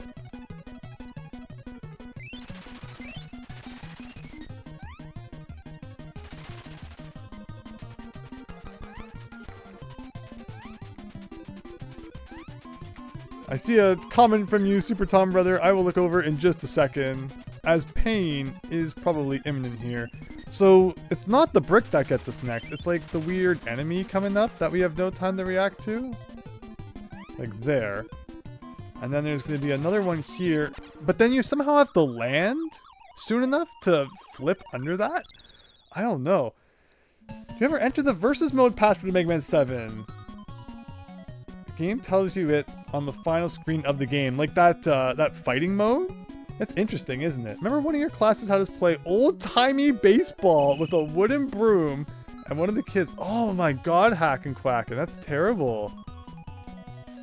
Nah, that's no good. Okay, well we got 6 tickets, so we can try the roller coaster again. There's one other attraction that we haven't gone to yet, which, like, you know, we have to do before the fun house. I'm curious how that compares to this one. This one's pretty rough. I'm gonna flip down and avoid the diamond enemy. Chance. That's too big brain for me. Thank you. That is probably exactly what you're supposed to do. I appreciate it. I'm more of a brute force kind of guy. Let's just save up our HP so we can damage boost through them, but no. That's the big brain solution. I like it. Thank you again. Okay, this time let's not take dumb hits here. And then I should stay flipped, and then here. And then, okay, I gotta be on the ball for this part with the soccer balls. There's that diamond I always run into. So, like, do I want to be upside down now? Like, is that the moral of the story? Upside down there, and then here. Okay, very good. And we want to be flipped here. Aha! Very good. Oh my god. Oh no! I thought I could skip, but the platform was missing because that's where the platform should have been. That's crazy. It doesn't pay to know what's coming up. I don't have enough tickets again. I have 2 tickets. Alright everybody, are we broke? Or can we afford a few tickets here? We only have enough for 3. But that's dumb, because then I can't pay to get on this. What does this cost? Bumper cars. Will this cost 3? 1 ticket. Alright everyone, I guess we're taking a bumper car intermission here. The heck is this? It's like Crash Bash or something. Okay, here we go. Do I want to go in the scary hole, or do I want to hit the other guys into the scary hole? That would make more sense. Okay, so it's not the controls you'd expect. You would think like left and right would turn you left and right, but pressing a direction like faces you that direction instantly.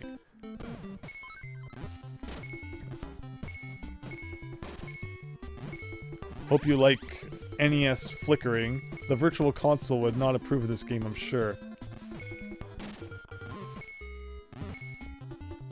So like if I just like hit this guy into the hole, do I win? Like is that enough to be counted as a victory in this universe? Maybe, maybe not.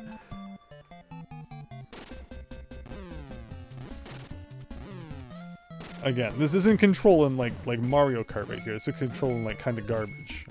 I'm not gonna lie. Oh, there's a POW coming out of that. I'll take a POW.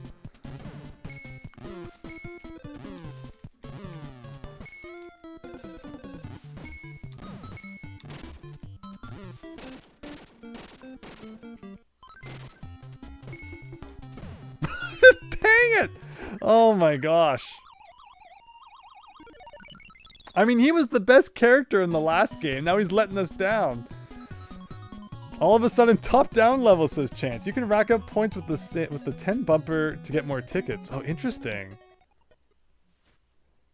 Just like real pinball, you can kind of get, like, stuck in a certain spot. So, like, if I just beat these 2 guys, do I win? Or is there, like, multiple levels? Was I really that close to a victory? It feels like it would have been a little too easy, but then I did lose, so I guess it wasn't really that easy. Or I'm just really bad, which, again, we've established tonight. Andrew and Tiny Toons is not the match made in heaven you might expect. Oh my god. I say that POW. Thankfully it looks like the enemy can't collect the power-up. It's all for me. If I can ever get it. This is giving me freaking Funhouse vibes, which is funny because we're trying to get into the Funhouse. But Funhouse on NES, that's a game where you ride around on rollerblades, trying to hit like a bunch of targets. And from the very first level, it feels like you're on ice whenever you move. Just for halfway through the game to introduce ice floors and then by the end of the game, pretty much every floor is ice. So it's like double ice. Funhouse is a crazy one if you've never tried it on the NES. Okay, so there's one. And it's like 12 worlds too. So like just when you think, okay, 8 worlds should be enough, it drags. Oh, I like that POW thing. Yeah, I'm not entirely sure what the POW thing did. Didn't seem to help all that much, but...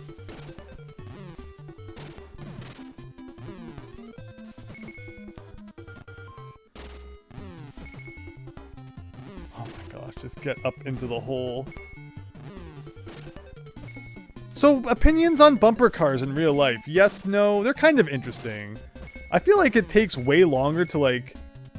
you know, to get everyone situated in their bumper car. By the time they've gone around, checked everyone's seatbelts, everyone gets into their car. It takes like 5 minutes, and then the bumper cars run for like 60 seconds, and it's over. It's never fun when it takes longer to like get ready for the ride than the ride actually lasts. But I guess for like the couple of seconds you're doing it, it's kind of interesting. Okay, come on, man. Come on.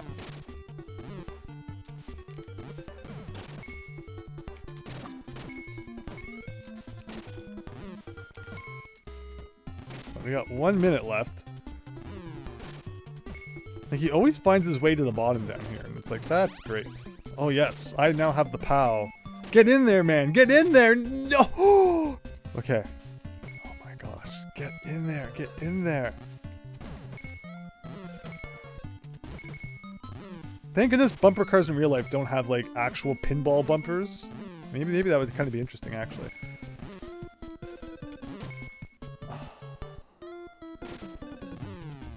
This is more painful than you know.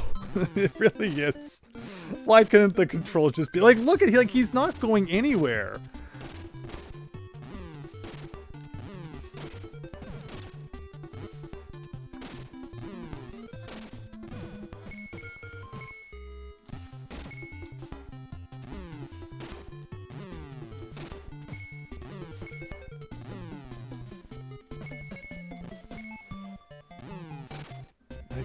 Like, he's just getting stuck in this one corner.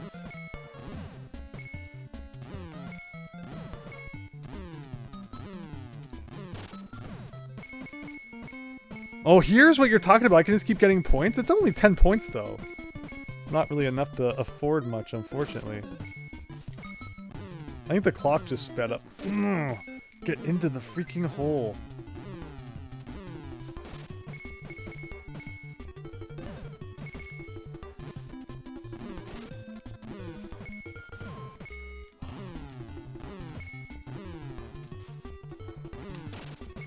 Oh, come on, man. Into the hole, man! Into the hole! Oh.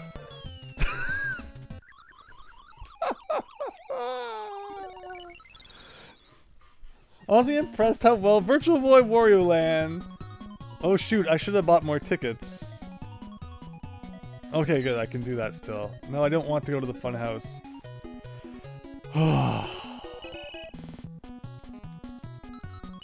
If I wanted to play mini-games, I would play Mario's 100 mini-games on 3DS. This is supposed to be the easy one-ticket ride. Wait, that's all I had enough for? I didn't have enough to get on the roller coaster again. This is crazy.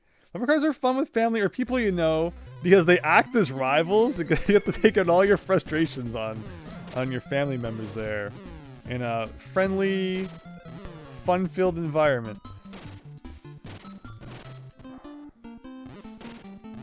Like, that was great. And then, like, once you get down to this one guy, it's like he just hangs out in this corner and then doesn't go anywhere. There's that POW. Like,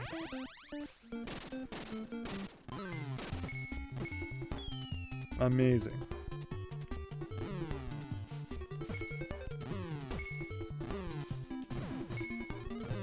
This game is harder version of Beaver Bother. Oh no, not Beaver Bother. Next Super Famicom game being shipped to me is Rockman X. Nice. Hope there's some regional differences. I've played the Japanese version of Mega Man X. I don't know if you want an answer to that. I'm trying to think of anything that might have been different. But that's very cool. Hope that you enjoy it.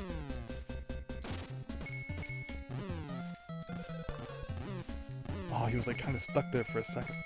Yes, yes, into the hole, man, into the hole. Nope. Yes, yes. Look at how he just went so cleanly around the hole there. He really doesn't want to go into the hole.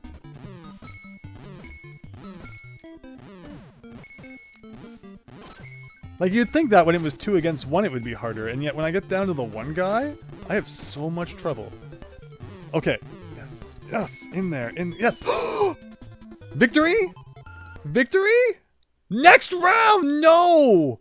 No next round! What is this? What is this garbage? What does blue floor mean?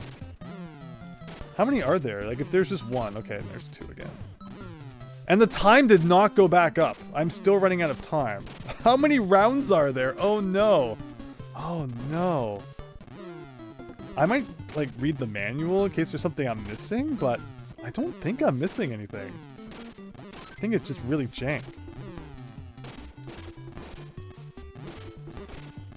Come on, how does he not fall? He's over the hole. He is completely over the hole. Thank you. Well, I guess I should go around from the other side to get him from the other side. This is giving me kururin vibes. Should be fitting through here with that thing.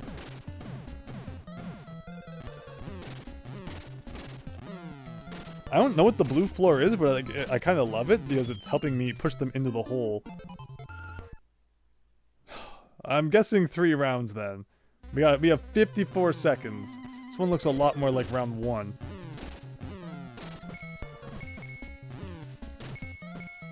And that's not what we wanted. It never ends, says Hack and Quacken. You know, NES things usually come in 3s. Oh, I pushed them away from the hole.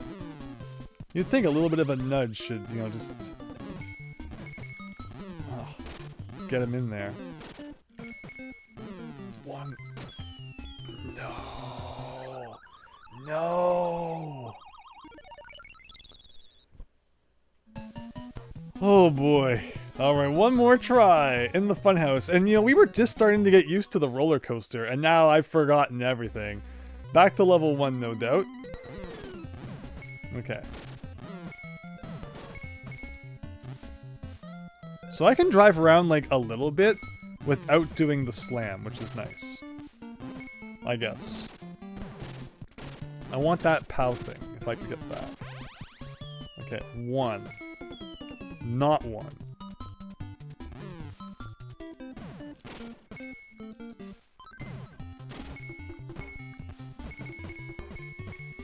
I hate pinball more than ever.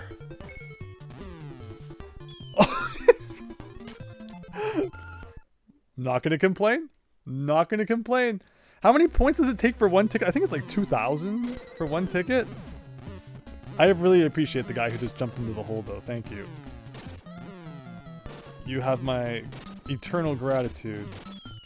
Alright, that's 1. Level 2, my favorite level for sure. Oh my god, this path.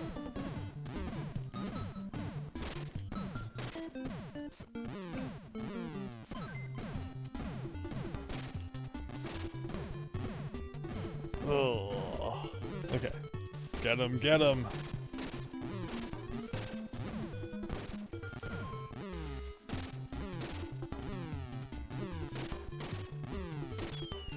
I thought I was gonna follow him in for a second.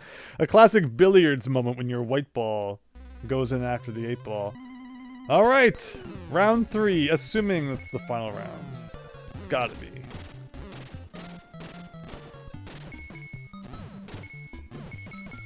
Give me the POW, not the hole, please. Oh no.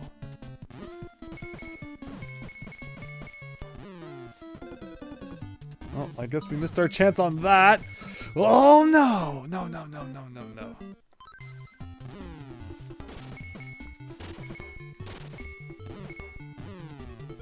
Come on, if we could just get this guy. Oh no, I got him like away from the hole instead.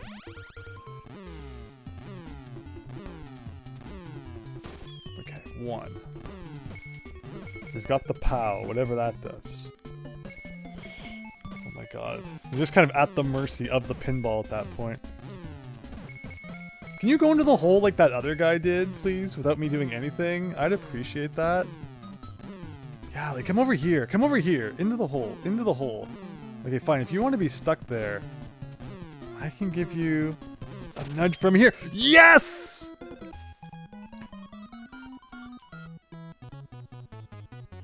Bop. Okay. 3 golden tickets down. 1 to go.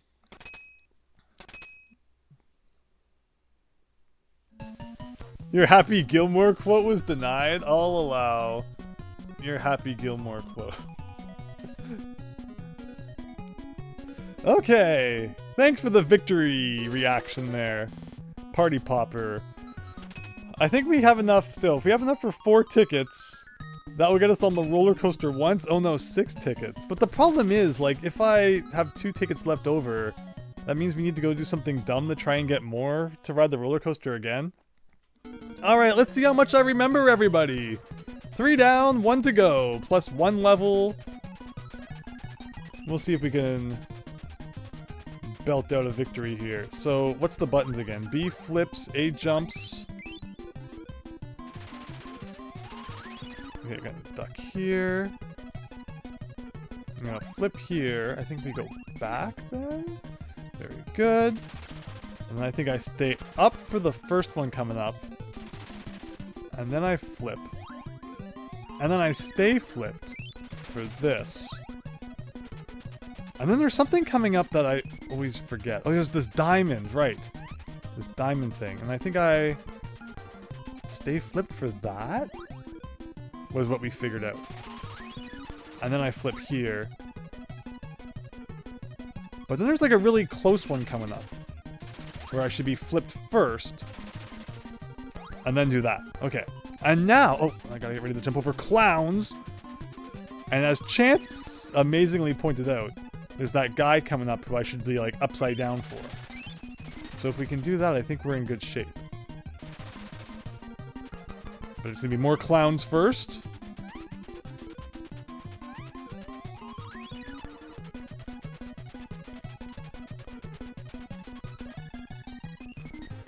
What's the point of pressing? Like, what is that? What is that pose when you hold up?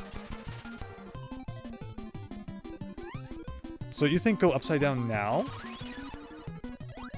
Oh, I should have stayed upside down. Okay.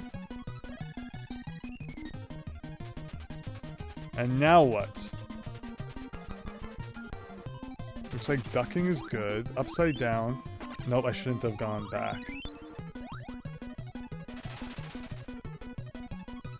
If this could end, like, right now, that'd be amazing. I'm guessing with, like, 1 more lift hill, this probably isn't the end. Also, the train level had a boss. Can we expect, like, more bosses? No, I had to flip again. I had to have lightning reflexes and know that we needed the flip there. Get as many grapes as possible was their points. Yes. I guess we gotta buy some more tickets.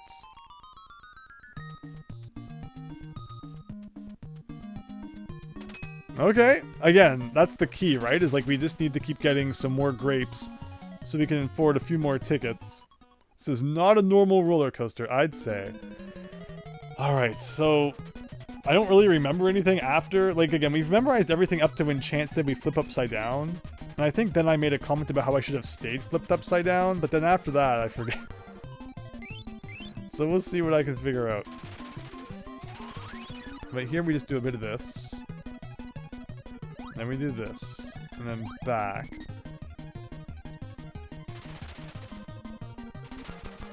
Oh, I should be flipping there. There's a bunch of grapes. I like how I missed all of those. And I stay here. I go back here. And that's like round 1. How many rounds do you think there are? Are tickets 2,000? That's yeah. It's tickets are expensive.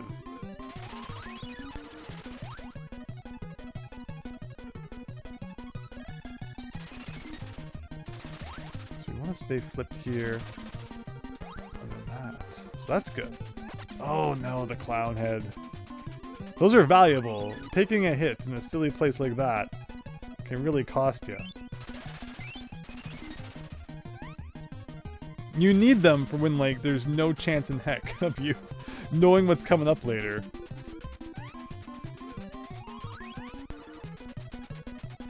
Like, what is that? Alright, here we go. So the first thing that happens in this part is, like, there's a weird jump we gotta do here. And then I can flip. And then I stay flipped. He flipped! He knew I was gonna flip! What? Yeah, so you can't anticipate those guys because they'll, like, mimic you. That's crazy.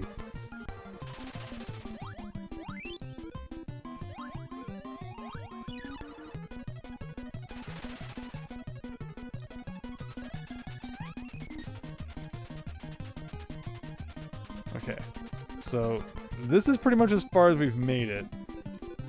Let's peer into the future ever so slightly. So, like, we can do a bit of that. No regrets. That's how close we were, everybody. No boss. I was expecting a boss. I don't know why. I don't know what kind of boss you could have done with that, but I was expecting a little more at the end. But okay, that's all the golden tickets. I don't think we need to worry about normal tickets anymore. It's Funhouse time, I think. GG, David Ray. Thank you. Hopefully if we use the golden tickets, we don't have to, like, go back and get them every time and we inevitably mess up. I guess we'll see. Crown Pants rank. Go on inside, and here it is. Buster Bunny time. Is this gonna feel just like the first game? Is this you know, this where they've been saving the normal side-scrolling action for? It's the last stage. Your secret admirer has many traps waiting. Be careful. That last wall was just a suggestion. GG, thank you. Yeah, it is just like the first game again. Oh, except you can't jump on enemies. His feet are much softer and weaker than they were in the first game, I guess. Okay, so there is still a run button. Oh, so he can kick now. He's gone from being a jump type protagonist to a kick type protagonist. Gotcha. I guess I needed to run at that one. Again, please tell me I don't have to replay all the levels and get more golden tickets to try that again. Good luck! Alright. Infinite tries. Let's go. And I like how, just like in the first game, there's like a lighting gimmick in this level. Mad Max really likes his lighting gimmicks. Also bringing back the soccer enemy, because why not? Very Wily-like. Are we gonna have a boss rush as well? There was like the weirdest momentum thing going on there. I don't even know how to describe it. You can't jump on enemies? I mean, yeah, we just played a whole game where the point is that he could jump on enemies, and now he can't.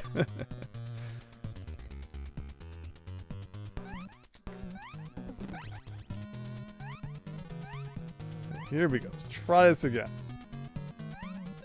Also, it looks less like a funhouse and more like an underground ruins, which is kind of funny. So I was hammering on the left D-pad there, but the momentum from that slope, like, pulls you to the right. So maybe I should just hold right and pray that he, like, jumps to the other side of that whole gap.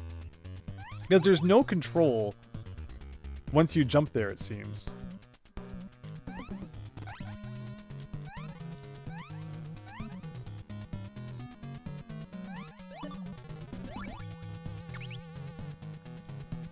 Or I could just run right off the edge. Funhouse or Haunted House, Super Tom Brother? Back to the ghost house again, it would seem. Nice that we can try this as many times as we want, though. No worrying about accumulating more tickets. So remember, you could have, I guess if like the roller coaster was too tough or something, just played whichever game you liked the most and accumulated 50 tickets instead of the 4 golden tickets. But I wonder if after paying like the 50 tickets, if you have to pay for them again every time. Like, see, that's, oh my god, look how fast he goes! Down. Okay. Do we have a choice of which way to go? Like, that would be so funny if you pay like 50 tickets to get in here, but then you lose them, So you get like one shot at it if you do it that way. That would be so weird. Oh my gosh. Can I kick you? Yes. Like what is this? Is weird. That okay. Again, I'm a little curious what was the other direction then.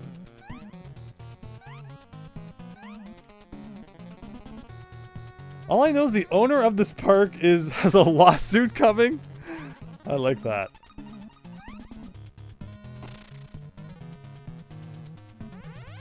Place is full of. Sometimes they throw soccer balls at customers. Exactly. Hey, we're upside down. It's V, everybody.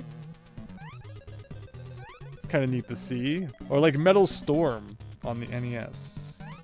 Okay, I guess we're going in more doors. I'm afraid of touching the background fire. I'm gonna get burned like Mario 64 style. So it seems like all guesswork, kind of. Just pick a door, any door. Maybe it will lead somewhere you want to go, maybe it won't. I feel like we're going in circles a little bit here, though. Or maybe not? I'm a little confused on where we've been and where we're going. Do I want to go in this door? It was like, once I go down there, can I jump back up there? Yes, I can. Oh no.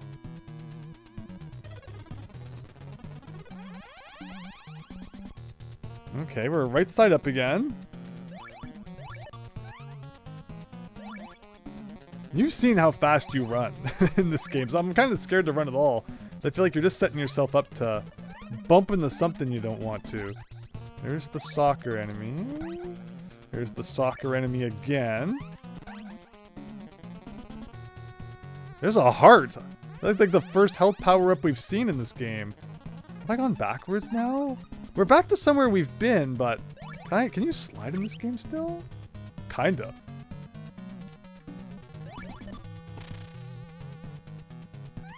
Like, we're definitely making progress, kind of. Do I go back down here now? Yes. And now I can go in this door. Sounds kind of right. Okay, there's a spring. Here. What if I don't do the spring? It's a dead end. We are given no choice but to do the spring. I guess I can touch this fire now. There's that heart power up, man. I would have loved that. Is there no way to get up there? It doesn't seem like it. Oh. And I'm sure if we die, you gotta replay the whole level, right?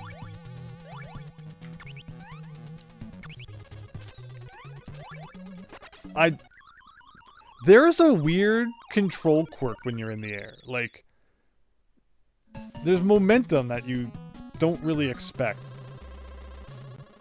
You hear level 9 of The Legend of Zelda music? Is that what's playing here? Can I just go back in the door that I entered through?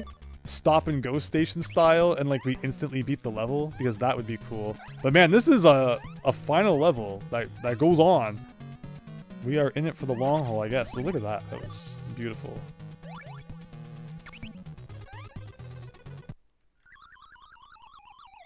You ordered a Mickey Mouse game on the Famicom. I hope it's Mickey's Dream Balloon and not Mickey Mousecapade Super Tom Brother. Which one is it? Mickey Mouse 3 is Kid Clown, while the white cart one is Mickey Mousecapade, and that's the more common one. I believe Mickey Mouse 3 is a red cart.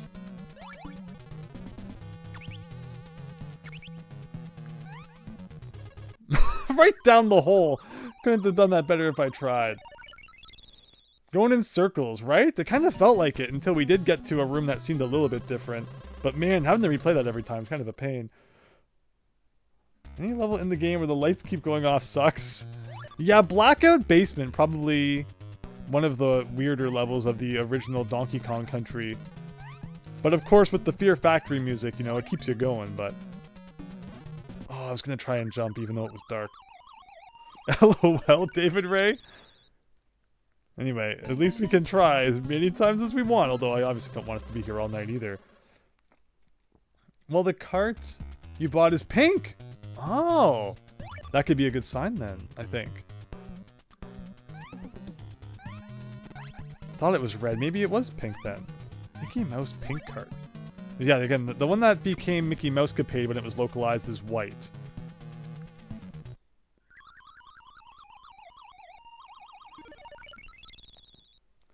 I'm gonna look it up ever so carefully. Mickey Mouse Famicom.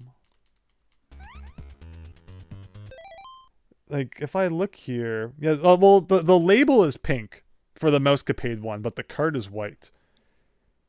Oh, no, it's blue! Sorry, Mickey Mouse 3 is a blue cartridge. That's the one that became Kid Clown. I don't remember what happened to Mickey Mouse 2, though. It's weird numbering on the Famicom. I love the different cartridge colors, though, for Famicom games. I have been trying to collect Famicom exclusives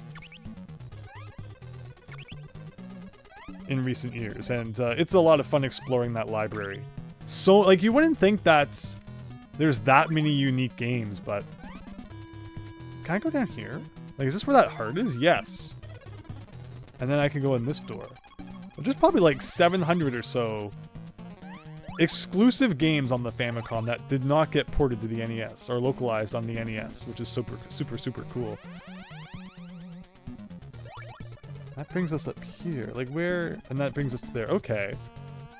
So that was kind of cool. Just a way to get full health if you want it after the first room. Can you drop down here? Do I want to go in this door though? Oh, here again. So the heart respawns. Interesting. And then here. And then here.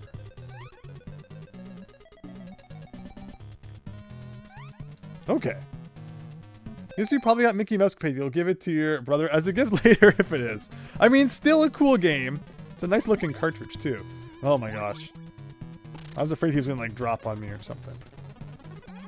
Which reminds me of Crazy Castle 3, which is actually you own, but you can't play. You don't have a Game Boy that works. How many Crazy Castle games did there end up being? Like 5 of them? Of course, there's one on the NES. And then like there was also like an unnumbered one on the Game Boy. But then there was like 3 or 4 of them on the Game Boy, ultimately, which is kind of funny. Alright, do we remember the path we took last time? Is the question. Only we could like fit through there. So I went through here.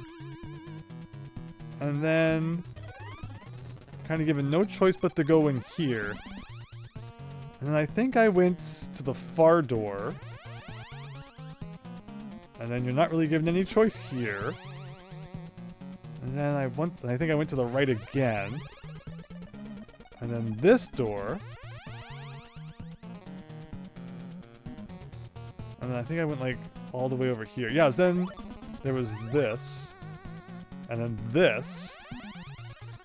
And then like you go through that same room again, but now you're flipped.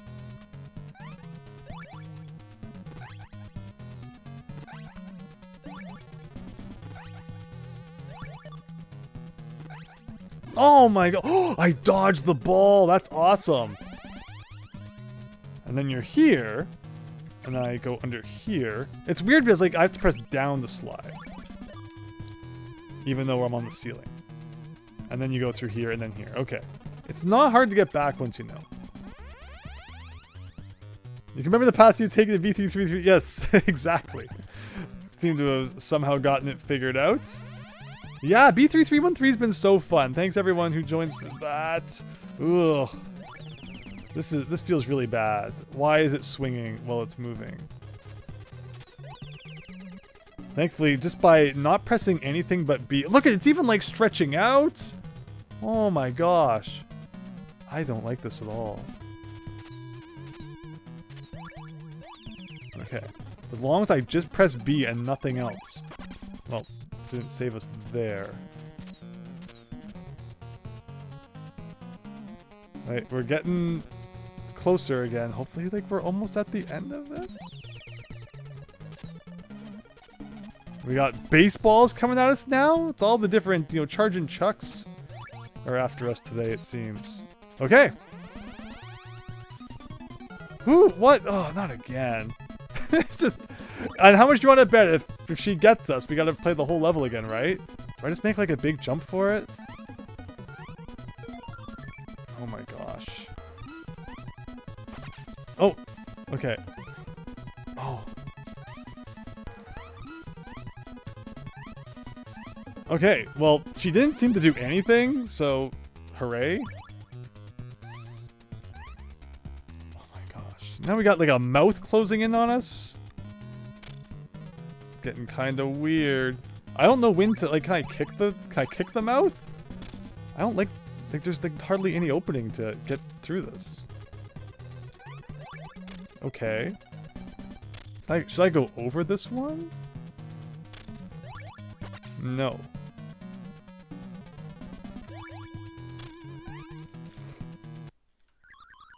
This is reminding me of that one level from freaking Knuckles Adventure. With the stupid sloped platforms. It took us so long. Oh no. Like the controls are not that tight. These are not Mario Brothers 3 controls we're playing with here. So it's expecting some pretty crazy platforming for what it is, I think. Grandpa's dentures are possessed. They indeed were. No, need a bit more speed than that.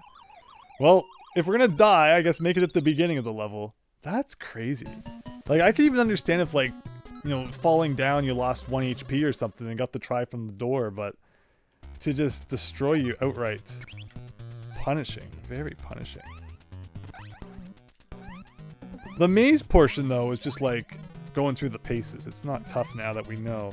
I have no idea where I'm jumping, but we're doing it. And we can get that health right back by going down here.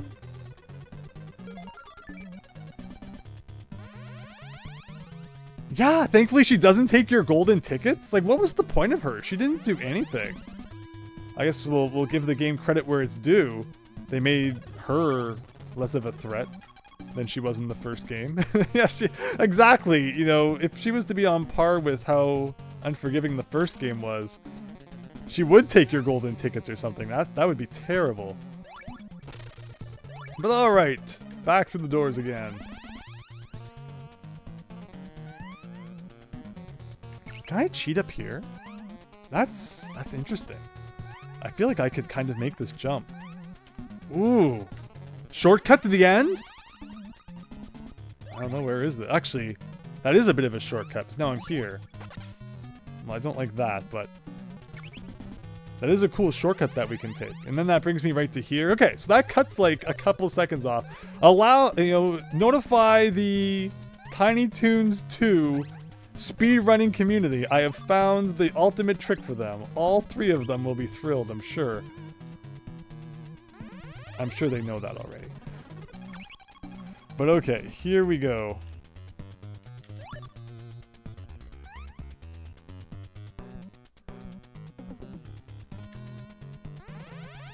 And that brings us to, or not quite yet, but it will bring us soon enough to the spooky room. I wish they could have put that somewhere where you could grab it from this side as well.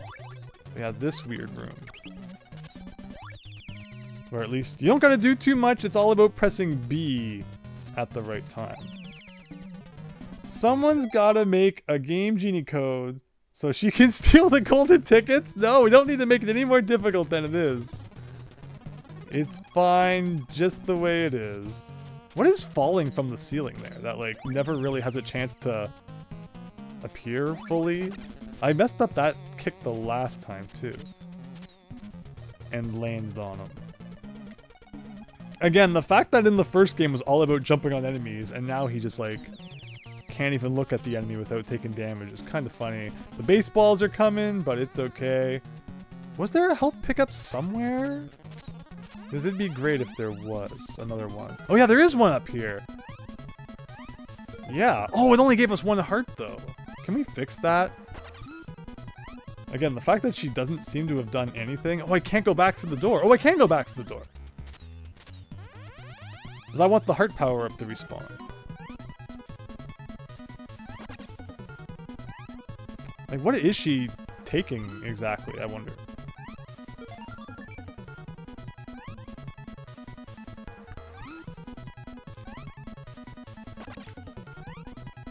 Alright, well, whatever she did, not our problem. And like, really, this platforming with slopes is crazy. Alright, Venture's time again. I wonder if I can just kick over the hole. Maybe that's the trick.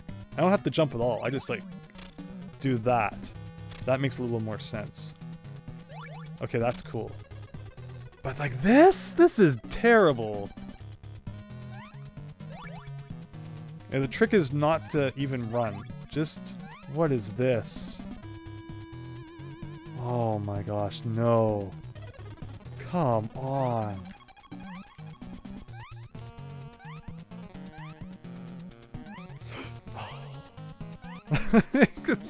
Someone really had an idea for like all these physics related platforms, and it's like, I'm gonna put them in an NES game whether people like it or not. Thank you, man, who put that there. You got my love. She's stealing some time, honestly. I got all the time in the world. It's patience that's getting thin. No, I'm kidding. Buster learned how to flash kick from Guile. That was probably the end too. That's probably the freaking end. But I like this because we're seeing that there's like a lot of health pickups later on in the level, so at least we can get some health back if we lose it. And we're kind of figuring out how to deal with the platforming challenges. Just that dang wheel now.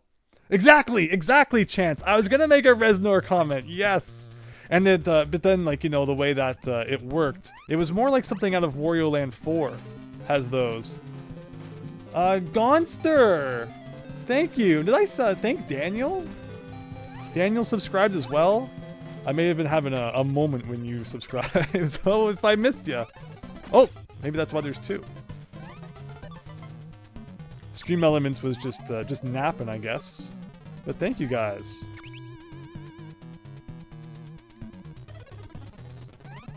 Hope you're having a great night and enjoying the stream as we're getting ready to wrap up Tiny Toon Adventures 2 here. Where am I going? I want the heart. That's what I'm looking for.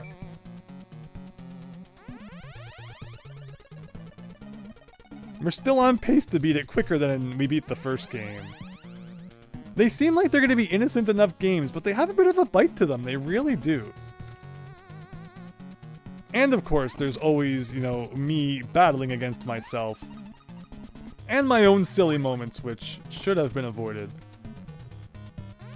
I had the little music from the rotating platform from Yoshi. Oh, Yoshi's Island is another one with platforms like that. Yeah, people were really impressed back in the day when they programmed that platform. That must be like programming 101. Make the spinning platform. When you like jump on it and, you know, the gravitational pull and all that. Okay. Perfect. And the fact that I found that shortcut is like super appreciated. Look at me, so much more confident than I was before. We are just zooming through this thing now. Maybe I'll join the Tiny Toons too. Speedrunning community. Or maybe not. I mean, most of this game is just memorization. Like, the train level is auto-scrolling, so you can't even speedrun that. And then the roller coaster level is all memorization. The log ride level, again, is essentially auto-scrolling. And then, what was the other? The bumper... Oh, the bumper cars. I don't want to speedrun the bumper cars. I take it back.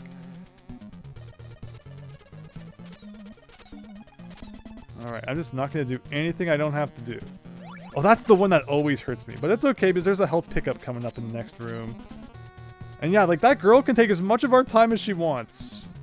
I'm not so worried about a couple of seconds going missing. Much better than having to replay the entire world.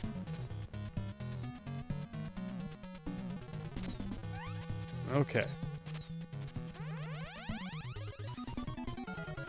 So is she like in like the group with the bad guy then? Like, is that how this works?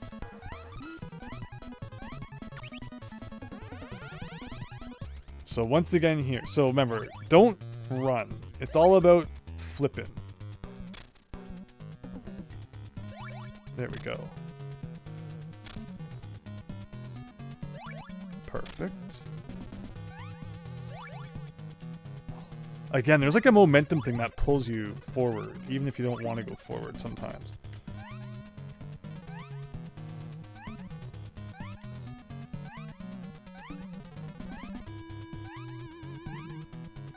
Do a bit of a rhythm here. It's okay. It's all good. Goes on long enough though.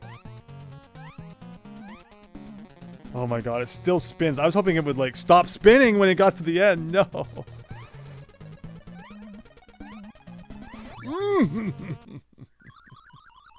It could get a little bit closer to the other side. It wouldn't kill it. Oh, maybe you can get enough points from the log ride roller coaster and train to buy a golden ticket to avoid the bumper cars. That'd be nice. They may come back to bite you. That could have been a couple of things. But I agree, something could probably come back to bite me. Okay.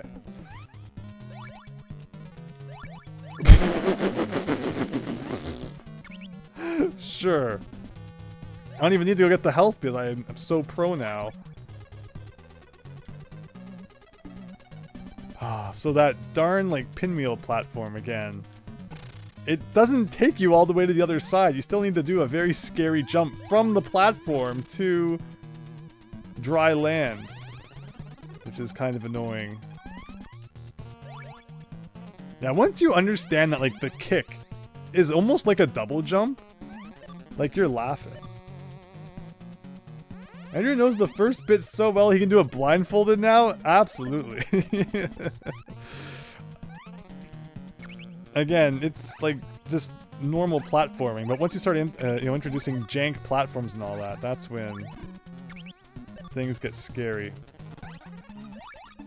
Okay, okay. But do you see how just like weird the momentum is in this game? Like, you have to build up speed before you jump, otherwise in the air, like you're just you're a sitting duck. It'd be fitting if we were still playing as the duck character. Oh, I was referring... I mean, that's true. We gotta be getting close to the end. Ugh. I'm just happy this part, like, I don't need to do anything except for stand still, pretty much. This is like you just get to take a little bit of a nap. Well, you wait for it to get to the other side.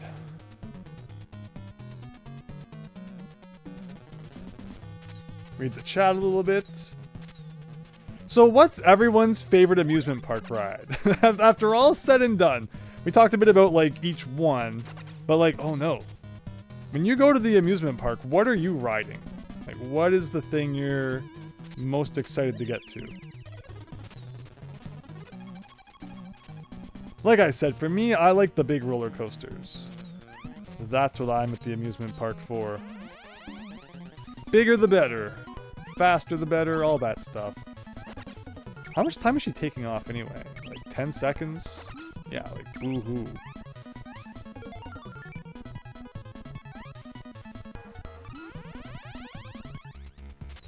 That bat almost hitting you like unavoidably when you go back through that door is kind of funny.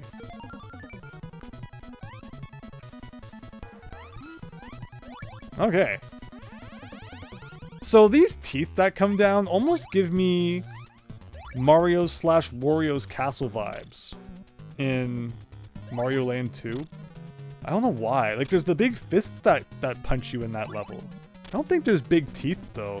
I think the final level, the secret final level in Wario Land 2 has big teeth in, like, the background, right? Oh my gosh. Oh my gosh. Okay.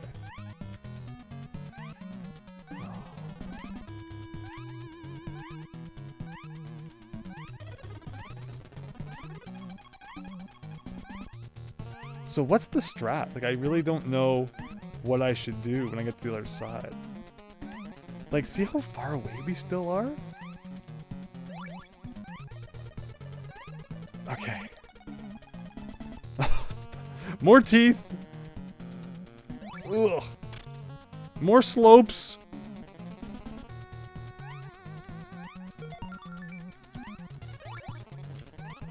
More soccer.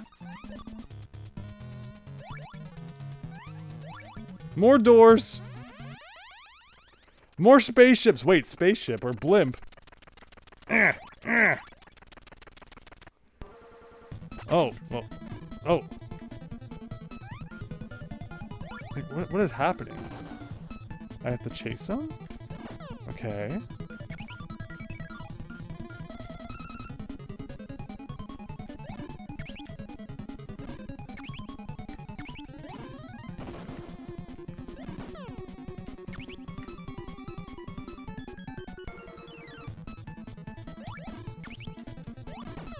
That's 3. More than 3? You're breaking the laws of video game dynamics.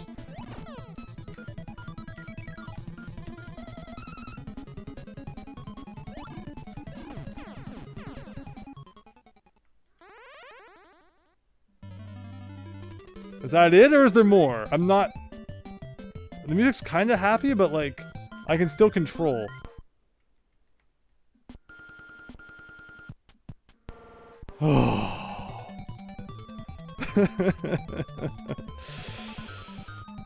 Wow. That was a good final level. Like, you gotta give them credit where it's due, I guess. They knew how to make a final level that felt like a final level. GG chants, thank you. Thank you everybody for joining for that. 2 NES games beaten tonight. Not my best performances, but they were weird games, I gotta say. Pretty weird. Amazing. An interesting case where like the second one's quite a bit different from the first one. NES liked that, where the sequel had like a way different vibe than the first one. But thank you everyone! Look at them having a parade. They just like hijacked this guy's amusement park, I guess. Like he, in all honesty, he did build a pretty cool amusement park. Look at those sprites. It looks like there's like an RPG version coming or something.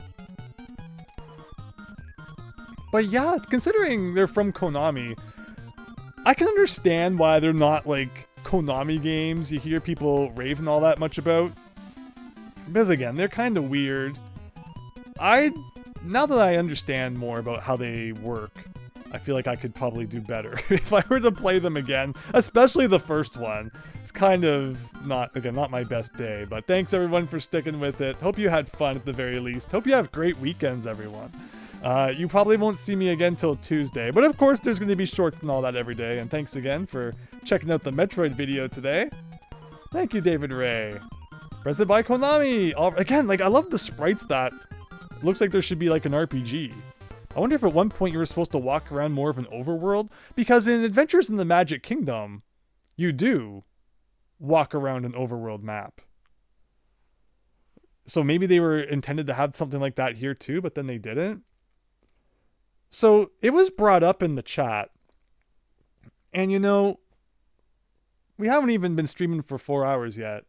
Everyone have another 15 minutes or so to hang out? Or you want to end it here? I might go grab off the shelf the Looney Tunes. I keep saying Looney Tunes. Again, for anyone who didn't see like the very beginning of the stream, I mentioned I grew up watching like Barney, followed by Price is Right, followed by the Bugs Bunny and Tweety show. So I watched a lot of OG Looney Tunes growing up. Not so much Tiny Toons, but that's why Looney Tunes always comes out of my mouth. Not Game Boy entries. I'll be right back. And I'm going to press buttons. Nothing is happening. I just looked over. I'm like, oh my god, how come it's not centered on the screen? But no, it's because like the text is weirdly off center. See you in 1 second, everybody. Where's the text? There's the text.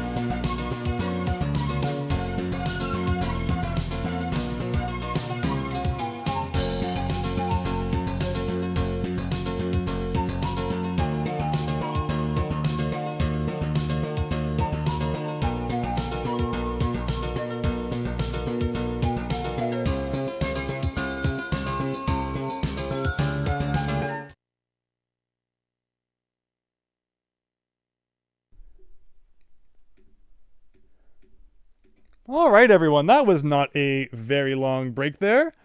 So, I have in my hands the Tiny Toon Adventures Cartoon Workshop NES cart, also from Konami.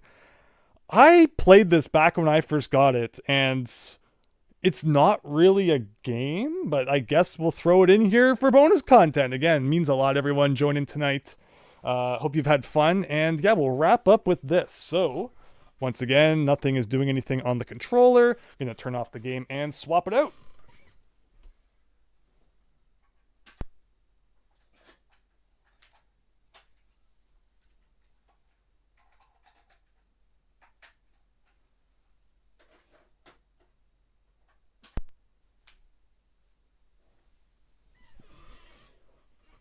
Here we go. So, I don't think there's going to be too much to this.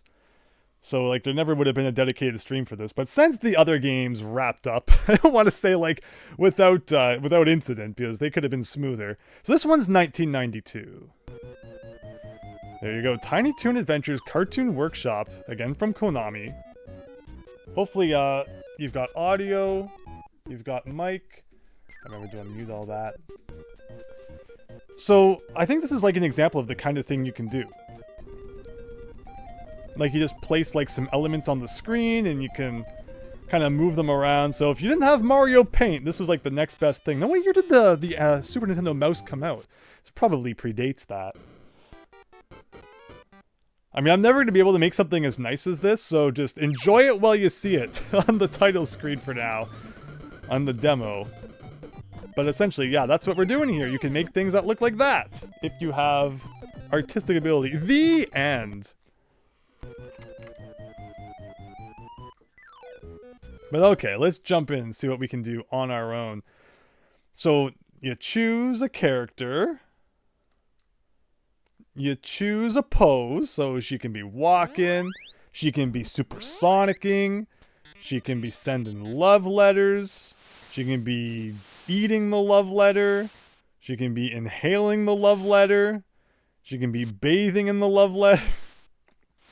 Sure. And then we put her here.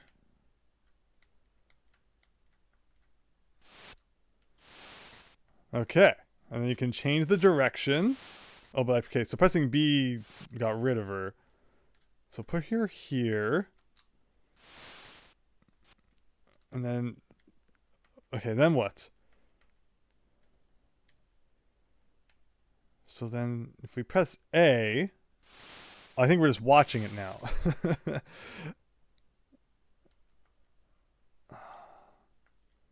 Like, you can give her text, I guess? Select scene. Oh, so we can, like, change the scenery, I guess? Careful, this will erase your film. Oops. And there's no battery backup. So anything that you put like all of your time into making, like that's it. it's gone forever once you turn it off. What's the X? Can you like type your own message? You can select words. What? Or oh, maybe X meant like nothing. Oh, so here's the different frames. Okay, so frame 1 of 100. So that's frame 5, 6, 7, 8, 9, 10, 11, 12. Okay, well, we don't want to play it, though. I thought start was play. If I press select, anything? No.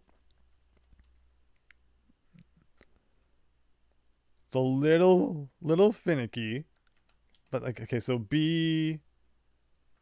No, B also, like, starts the movie? I don't want to do the movie, though. Okay, now we're over here. And words. Oh, it's the camera, I guess. That makes you do that. Audio? Sound. Scissors. Horn.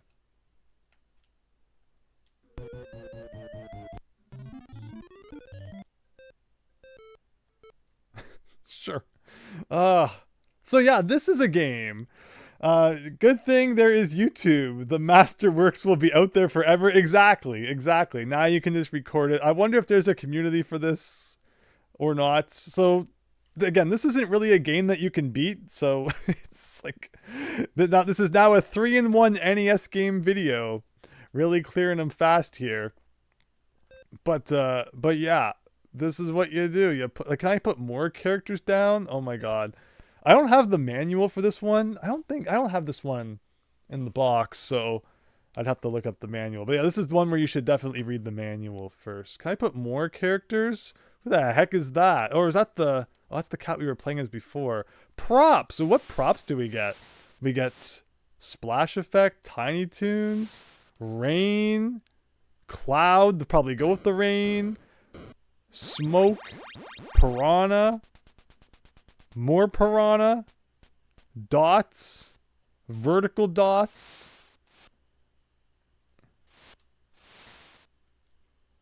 I like the little, the cursor. But where did, like, my other character go? Like, how come it got rid of them? Oh my god. Can I have, like, multiple of you?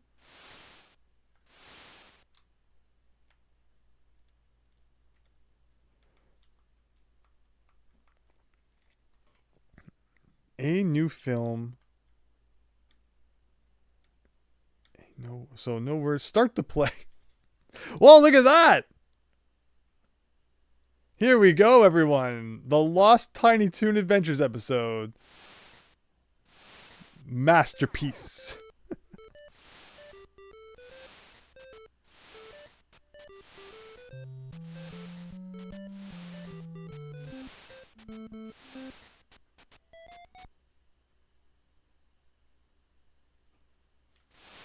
Oh, it just keeps playing. Bravo! Bravo! And that's Tiny Toon Adventures Arcade, not arcade, Cinema Scare Workshop, whatever it was. You might never have known that existed on the NES, but now you do. Keep an eye for it at your local retro game store. And that, everybody, is 3 Tiny Toon games on the NES. I hope you all had fun. Thank you so much again for dropping by tonight. Hope you have a great weekend. Stay tuned on Tuesday for some B3313 and more next week with, of course, again, the shorts coming out all weekend. 2 Mario-related shorts Saturday and Sunday, which I hope everybody enjoys. Thank you so much, Hack and Quack, and really appreciate that. Really appreciate everyone who stuck through all the shenanigans. Couple of interesting games. I like them. Maybe someday I'll do better at them. Such an epic trilogy, says Chance, right? Again, no one talks about it. How does no one, like, again, putting these on the pedestal that they deserve to be put on? But I appreciate all of you guys watching, because now you know the truth of Tiny Toon Adventures. So take care. Again, have a good weekend, and I'll see you all soon.